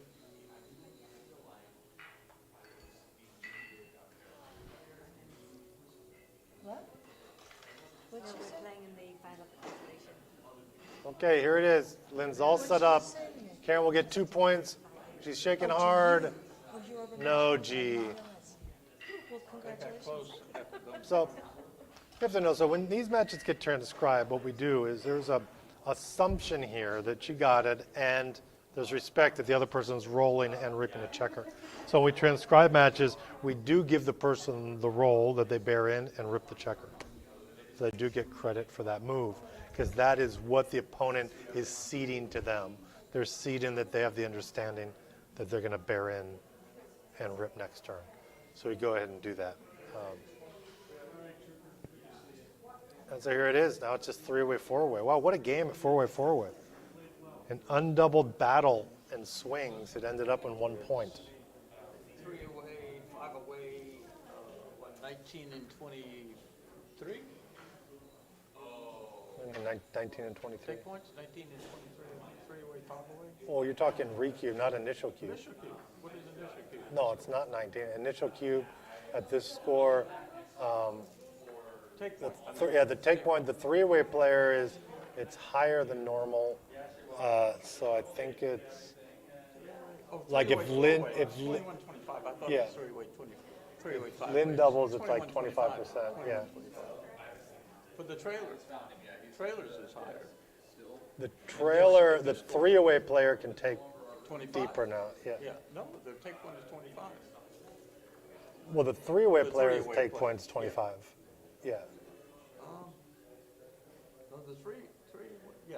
The 3, we're confused because it's each 3. One's 3-way, one's 4-way, and the score is 3-4. But when someone doubles and they're 4 away, you know, your take point, you go up. You're less willing to take than a normal race. Congratulations. Well, but still, you got to this point. Congratulations. And the 4-away players happy to take in a race because their recubes are just juicy. That's quite a roll. That was dangerous. It's one of the harder scores to manage when it's a gammonish type position, a 3-away, 4-away. Mainly because when the person that has 4 doubles, they still get gammon value, although the recube value of 3 is great. And sometimes the player that, you know, is trailing is willing to give it up to go to the juicy 2-way, 4-way score. So Sure, I think I would swap in 4, but I'm not sure. who got here? How about?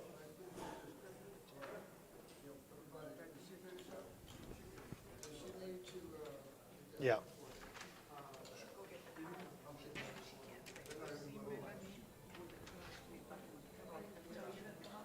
And there's the cube and a quick pass.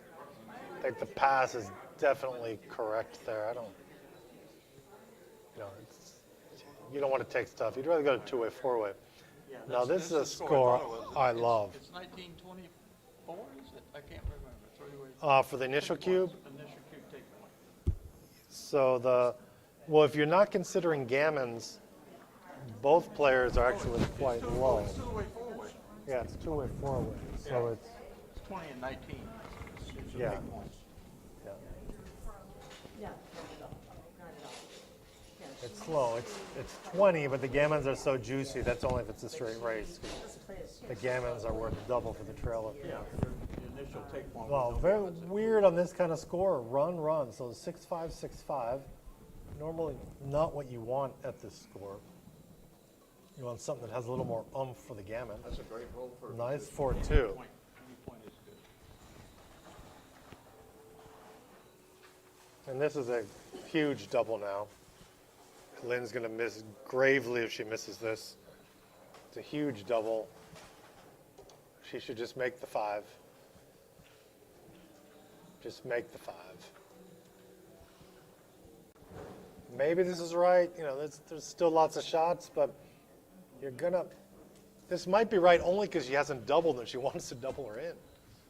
So you want to reduce volatility. You don't want her to hit. So she hits this anyway.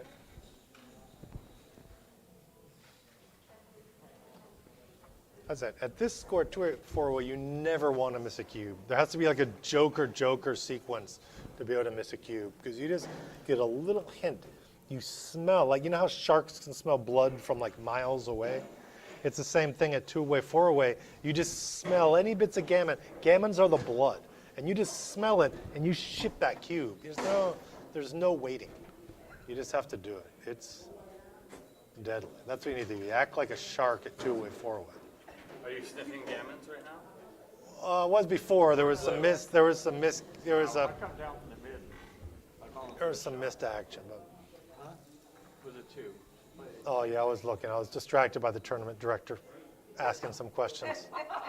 Ben Friesen doing a great job here. Everyone, I'm going to give my applause to Ben Friesen doing a great event here. He's actually relaxed. My staff. In his staff. I've got the best staff. You can't have a good staff without a good He's leader. staying. Ben had a great staff. Well, I don't know how I'm doing it then. Ben, give yourself credit. You deserve it. No, this was a nice tournament. And actually to see Ben Friesen this relaxed on the last day of a tournament means it's going so well. Normally he's really stressed and now he's just relaxed. So this is exciting. Oh, look, Lynn's playing and the dog escaped. Lynn is in the zone and focused because Lynn's dog They got the cube in here. ran away. They got the cube in. Oh, they got the cube and we missed it. We were, It's right here. They just got it. where's the cube? It's over here. That's all I do. That's all. I usually go Thursday to Sunday. Oh, it's off the board? Sunday, but you want me to make No, it's right in. It's on the left side. Oh, it's right in the middle. It's a cube right now. Purple Okay. just doubled down. I was looking. 2-away, 4-away. Yeah. Definitely a double. It's freedom. I think it's a take, probably. It's not that gamble. It looks very awkward. Yeah. Who doubled this? 2-away, 4-away. 6 numbers stacked. Because Congress doubled. Purple cube, do you think that's right here? Probably. Yeah, I think it's right. It's always right to double. It's right. I mean, you get 5-3 and the person gets a 6-3 and it's right to double at this score. So any kind of advantage, since she doesn't have an anchor, That's what I said. she can just double. Purple's doubling. Well, the score, there's These purple's people doubling. think it's right, Ben. Yeah, it's 23 shots, right? With a 3-point board and 10 and... No, purple's rolling. Purple. On roll. Purple's Yeah. doubling. The 2-away player is not doubling this. The 4-away player is doubling Ben. Yeah. Ben's getting really good at tournament directing, but that's what I say. His tournament directing skills have been increasing Well, you a know what lot. they say, those who can't win direct. Yeah. No, those that Actually, that's not true. those that direct play money games at the end of the tournament. I got second back-to-back in Michigan and dropped. never played another tournament. All right, that's not true. Okay, here we go. Action. No, she- Karen snapped it Oh, up. She dropped. 4-3. Who else you gonna play this I was 4-3? so surprised she dropped. I would just, I'm glad she yeah, and you just have to attack. He's getting in the car right now. Lousy roll. You got to attack. I would never have doubled that, even though these guys say it's A double. 2-away, 4-away, you have to I double. would never have caught that. 2-away, a 2-away, 4-away. You just double really fast. You just, it's the party score. You're a shark. You just attack. You do whatever you need to do. Actually, I always say at 2-away, 4-away, you have your opponent exactly where you want them. They have fear. They're going to play overly timid. They're going to be playing ultra safe, and they're going to be making more mistakes, and you can just play outright aggressive, and you don't care if you lose a gammon. You can just go out there, and what you're trying to do is make sure you win the gammon. And if you can't win the gammon, you say, oh, well, I win 2 points. But you just go all out for that gammon.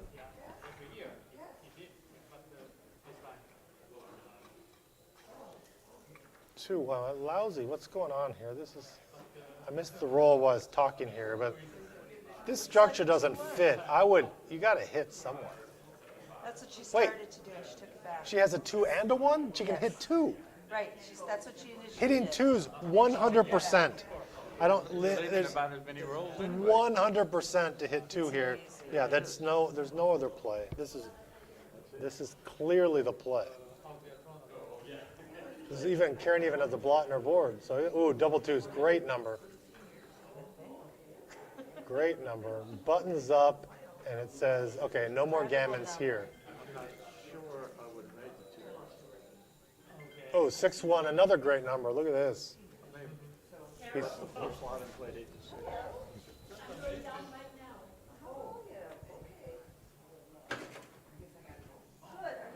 not much use for Karen here for the midpoint. Okay, then tell me. For 3 is gonna, you can come down 4 and make the 1. I probably would have come down 4 and made the 1. Just have a little more flexibility, the chance to make it another outside point, and more builders to make the 3 point.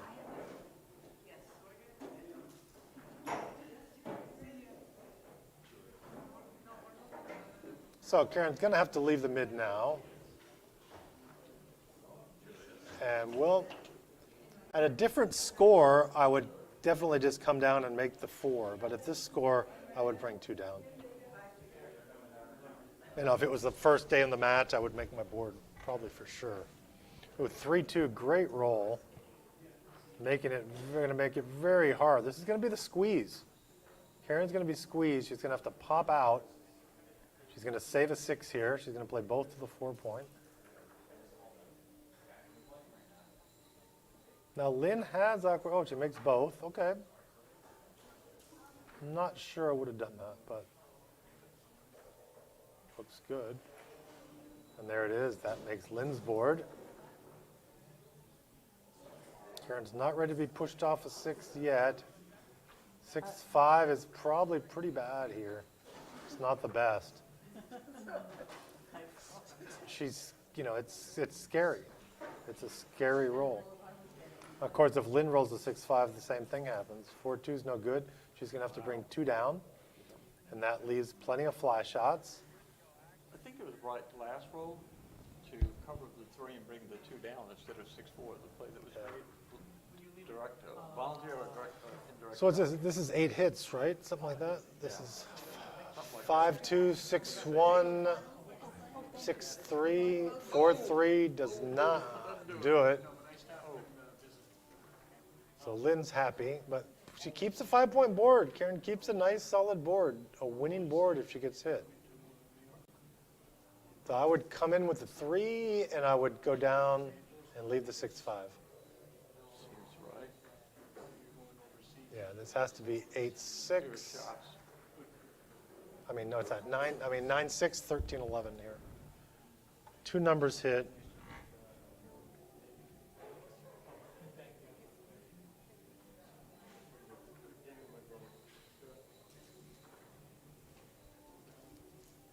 So if you step up, it's 4 numbers. This seems right because you have to clear that point anyway. You have to bring that guy in. And 6-5 is a pretty good shot for white anyway as well. Oh, look at this, 5-4. Wow. Well, that's a punch there. Oh, this is what Lynn was dreaming about here. Wow. This is the attack phase. Attack every which way but loose. 4s and 6s hit. 2 hits. And then you, no. Okay. What would you have done there? You have to do anything else besides that. That was probably one of the worst Last ones. days, other than Well, breaking them. you just have to leave it there to make it because you really want to make gammons. Right. So you have to cover that point to really get the gammon. Okay, So you want to play So- the gammons really strong. okay. And there's another blot on the other board as well. So if she hits, she can hit back and pick up the other blot. You normally never want to kill a checker unless you're tiptoeing. And if the score, you really want the gammon particularly. Now she could still get it, but it's a lot harder because Karen can come in at any time. Like thus, double 2s, like that. But now you don't win as many gammons because that checker is on the ace point. Oh, that wasn't Karen's roll. That was 6-5 his or roll. 4, you'll actually win more gammons Yeah. than the 3rd checker on the ace point. And why that's true is because you'll break your 6-5-4 sooner because you can't play big numbers. So your gammons. Wow, this is huge. Gotcha, okay. This is huge now. If Karen does not come in, The gammons, since the distribution was bad, are not your classic 42%. It was probably more like 35% gammons here. There's a big swing on this roll. No 6. I think the gammons now are clearly up to around 40, 43, 44%. So this is a big swing here on this roll right here. 6, that's a big swing. So I think the gammons are actually lower than we wanted because that was above average. Rip 2, don't even think about it. Don't even think about Rip 2. There you go. Yeah, she's on, an odd number of checkers. Okay. That'll save it, what, 90% of the time, probably? Yeah, this is basically saved. The gammons are like 10%, probably, something. She definitely needs doubles, if not 2 sets, and having Karen not throw any. Oh. Of course, this helps. That went up. That went up. Okay, she needs 4 rolls. It's probably pick 'em now, huh? Well, 4 rolls, what do we got? 12, 22, 23, but Karen had 4 rolls. So Karen was still a favorite to save. And those double 2s do not help. They don't save a roll. So it's still 3 rolls. Karen's still a big favorite to save. If you can roll above a 5, and a 7's good enough here. She'll probably just run that back checker all the way. She has 2 rolls to get a checker off.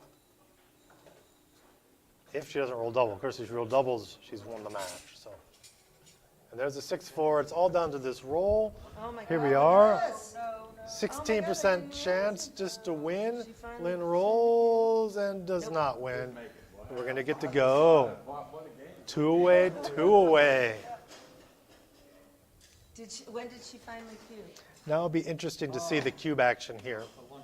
If they correctly double right away or if Karen actually waits. I was ready not to take the call. And I said, anything special? She's like, well, yeah, so-and-so's mother died. Right away, I'm like, okay, we'll talk. especially if you win the first roll or. Oh, they're taking a break, good. 'Cause Yeah. it's- Well, if you're playing a stronger opponent, you should always double right away. I'm sorry? If you're playing a stronger opponent, it's pretty much always right to double right away at the score. If you're playing a weaker opponent and they're on break, not necessarily. You could wait. If you understand the take points for the score, you can wait and not double right away because your opponents might not know when it's correct to cube or not.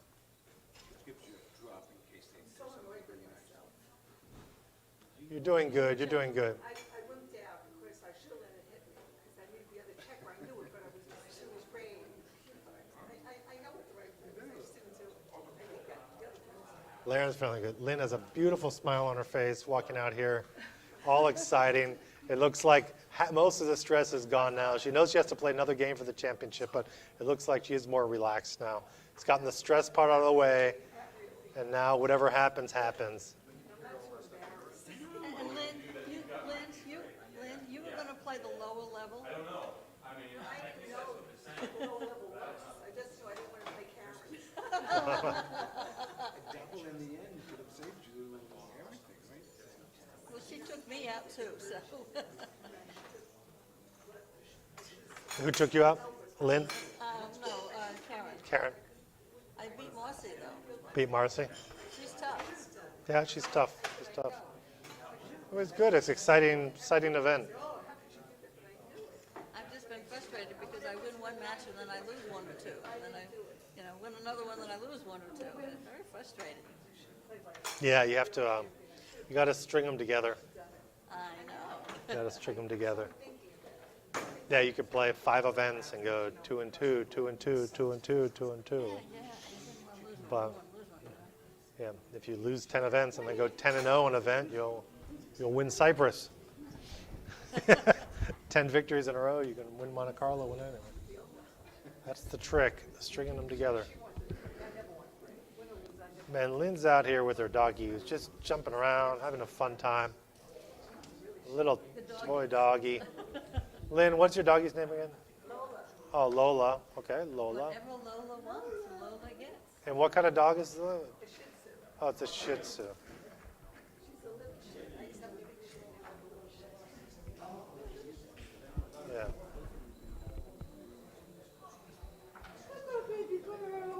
Yeah, I saw a cross of like a bulldog and a Shih Tzu. There's a cross of a bulldog and a Shih Tzu. I saw. Bullshit. Are you still on there? I'm on there. Yeah. It's dog. It's dog. I'm talking about dog mixes anyway. Okay, yeah. No one's here for the humor. They're taking breaks. Yeah. We are on break now, everyone. We'll be back shortly. Thanks for pizza. Okay, I'm gonna get up for a second. I'll come back when they come. Oh yeah. That was got a thing. This way, baby. No, Lola. Lola. And then he thought he didn't order. And so they ran out to go buy food.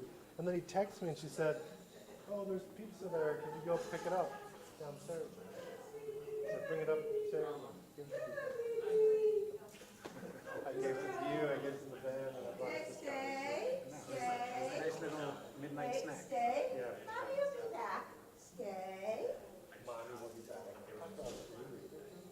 Stay. Sit. Good girl. That's why it's such a thing. I said all the time. Come here. Lola. Good girl. Lola. We have a whole language. I think it does more for you than it does for the dog. Of course. Right. Especially with all these people, it gets worse. Like people's kids are grown up, and then your grandkids maybe don't want to talk to the dogs. Your grandkids are grown up. It's just something you have to baby something. Yeah. Because you've done it for what, 30 years now, and so it's hard to not do it. It's just natural. You want to do it with something. Right. Yeah, she's talking. First, she's talking to the baby. Mommy's not here. Mommy's coming. Relax, sweetie. And the dog is like, I'm not a kid. But these little tiny dogs, people just, they think they're kids. People get to fit in everything. People let them bring them into like a restaurant. We'll bring them all over the dogs. I like big dogs. I don't know. Breeding, that's what I know. Another 500 years ago, these dogs are like this big, they would run. They keep breeding to like, to get them smaller and We smaller. live in an apartment in Manhattan, so I grew up with dogs, but you know, you have to walk around people, Cancer group. Oh, yeah, cats are doing a good thing. Just get a little water thing, and a little food thing. And then cats won't overeat.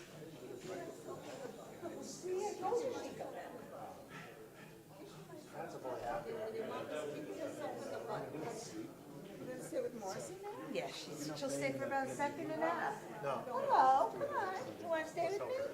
You could We stay gave a with me. little workshop earlier, but not many people there on using the camera. You could stay with me. Oh, I wanted to do that, but I got Up, where'd she go? Yeah, I got a bit late. There she is. There she is. I don't feel well. Who do you want to talk to? Who do you want to talk to?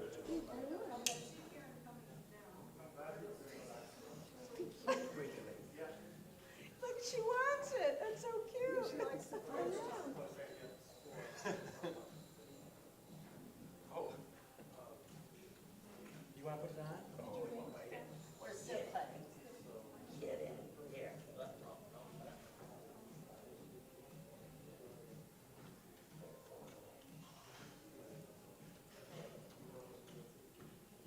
I gave up working.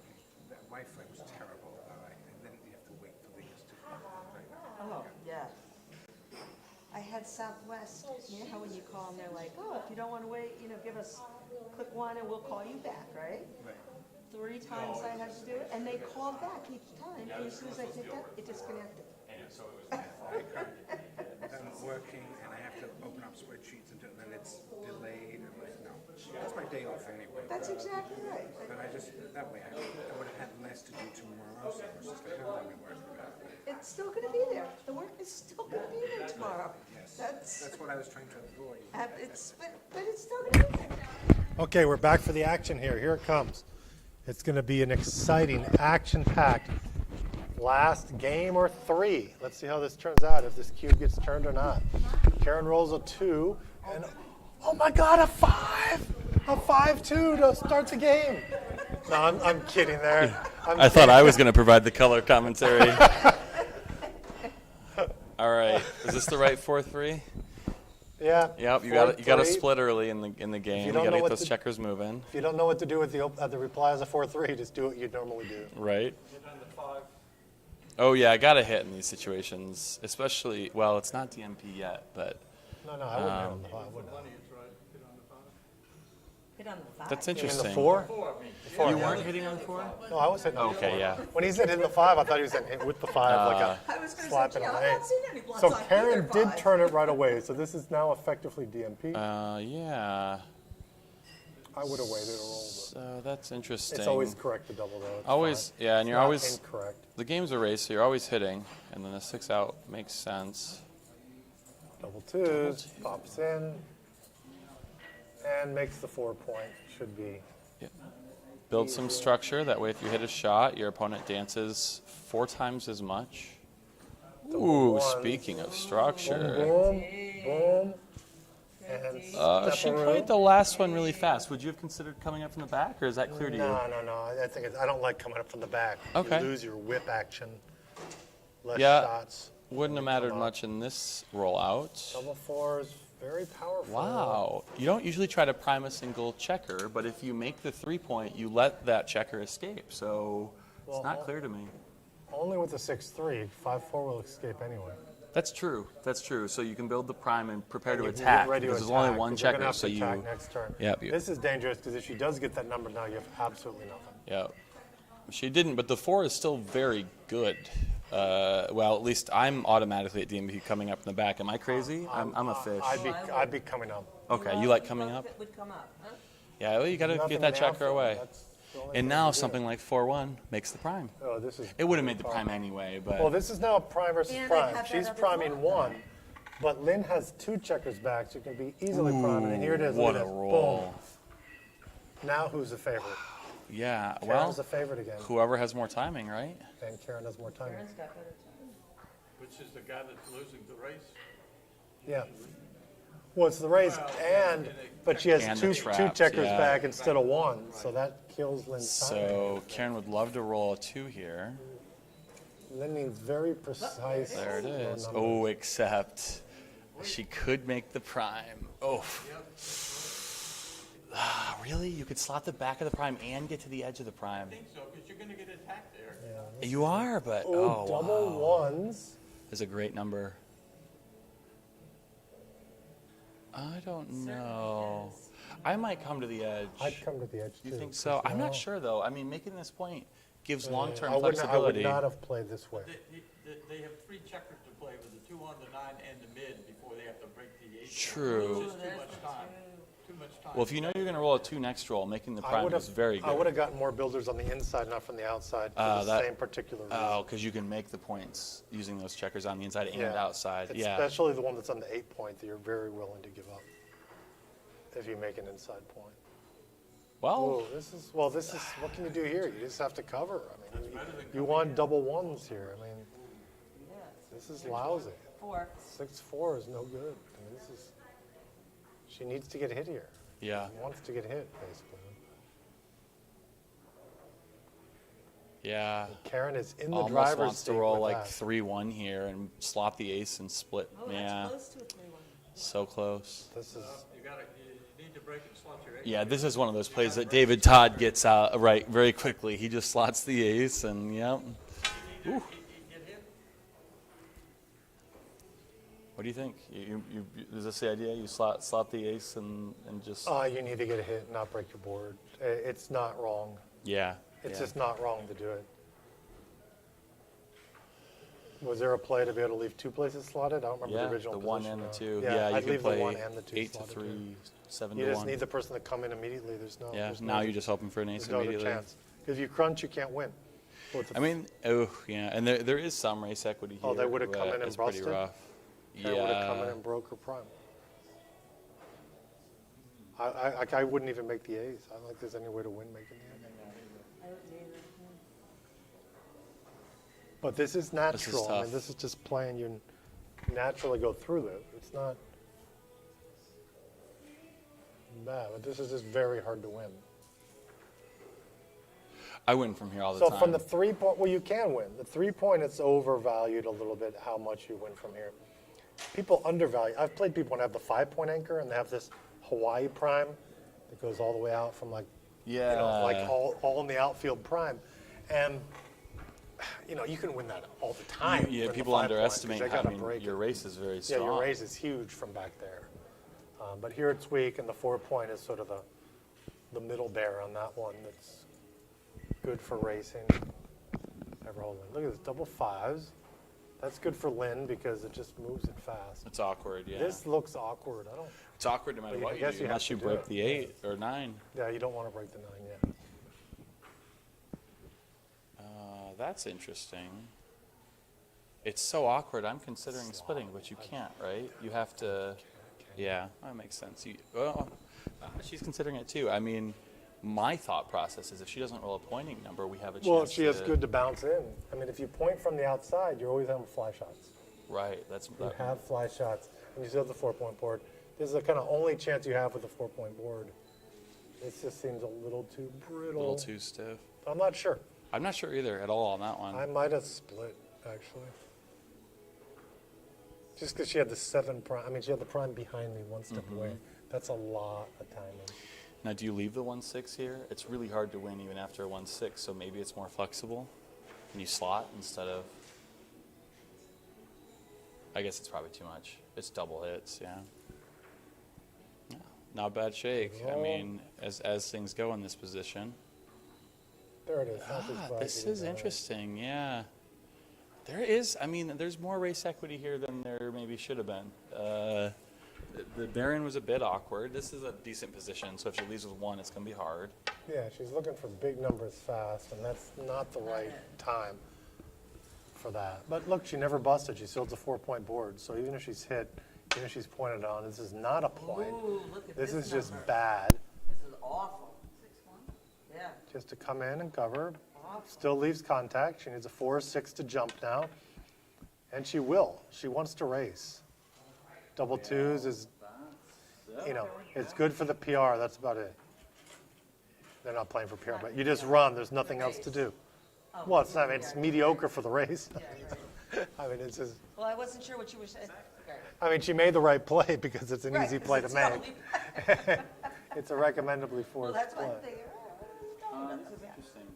Karen immediately wanted to hit, but then she went to this play. What do you think? Because the race equity's gone up a bit. Yeah, so normally in these kind of positions, I'm not balancing out what the effective, but of course with the 4-point board, it might be, it's so easy, you could probably still hit if you're less than that. Look, this does not cover and it does not whack. Takes 2 off. So take 2 Not off, bad. yeah. She should take 2 off. A hit here could really balance out the game. Nope, just got a race. Big underdog, All right, but for she's the got it. fans, let's get at least a deuce or 2 here. There's 1 deuce. And I think this is right for now. If you get the next deuce, then you split it. Oh, she's getting the 6. She just doesn't want them with the 1s. If it edges now, it can be exciting, even if she rolls double 1s. This is Single going to double be is gonna very, be good. very tight. Although I am going to predict that she's going to roll the double that doesn't help her. The double helps her the least. But they all help her now. Whose phone is it? Okay, here it comes. Here comes a big number, and it's double 6s. Oh, my I knew the big number was coming. Here it is. The game's back on. I cannot see exactly how many checkers are off now, actually, but there's another lousy 2. 5. 5 are off. I can't count how many are on either. There's stacked checkers. I'm blind like that. Oh, that's true. 5, 6. There's 8 checkers left to 7. So actually, Lynn might be. Oh, I think Lynn was in favor before that. No. I doubt it, but it just didn't matter anymore, unfortunately. I think she was in favor before the boxes. All right, give us some excitement, Karen. That's exciting. That's for it. And Karen Congratulations. Davis, congratulations, Karen Davis. Great turn. Congratulations, Lynn, for 2nd place. Someone's getting a great board and great watch.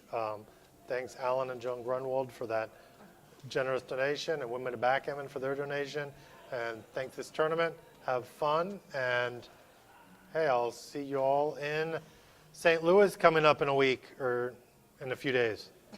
Good ABT tournament. So see you all there, and talk to y'all.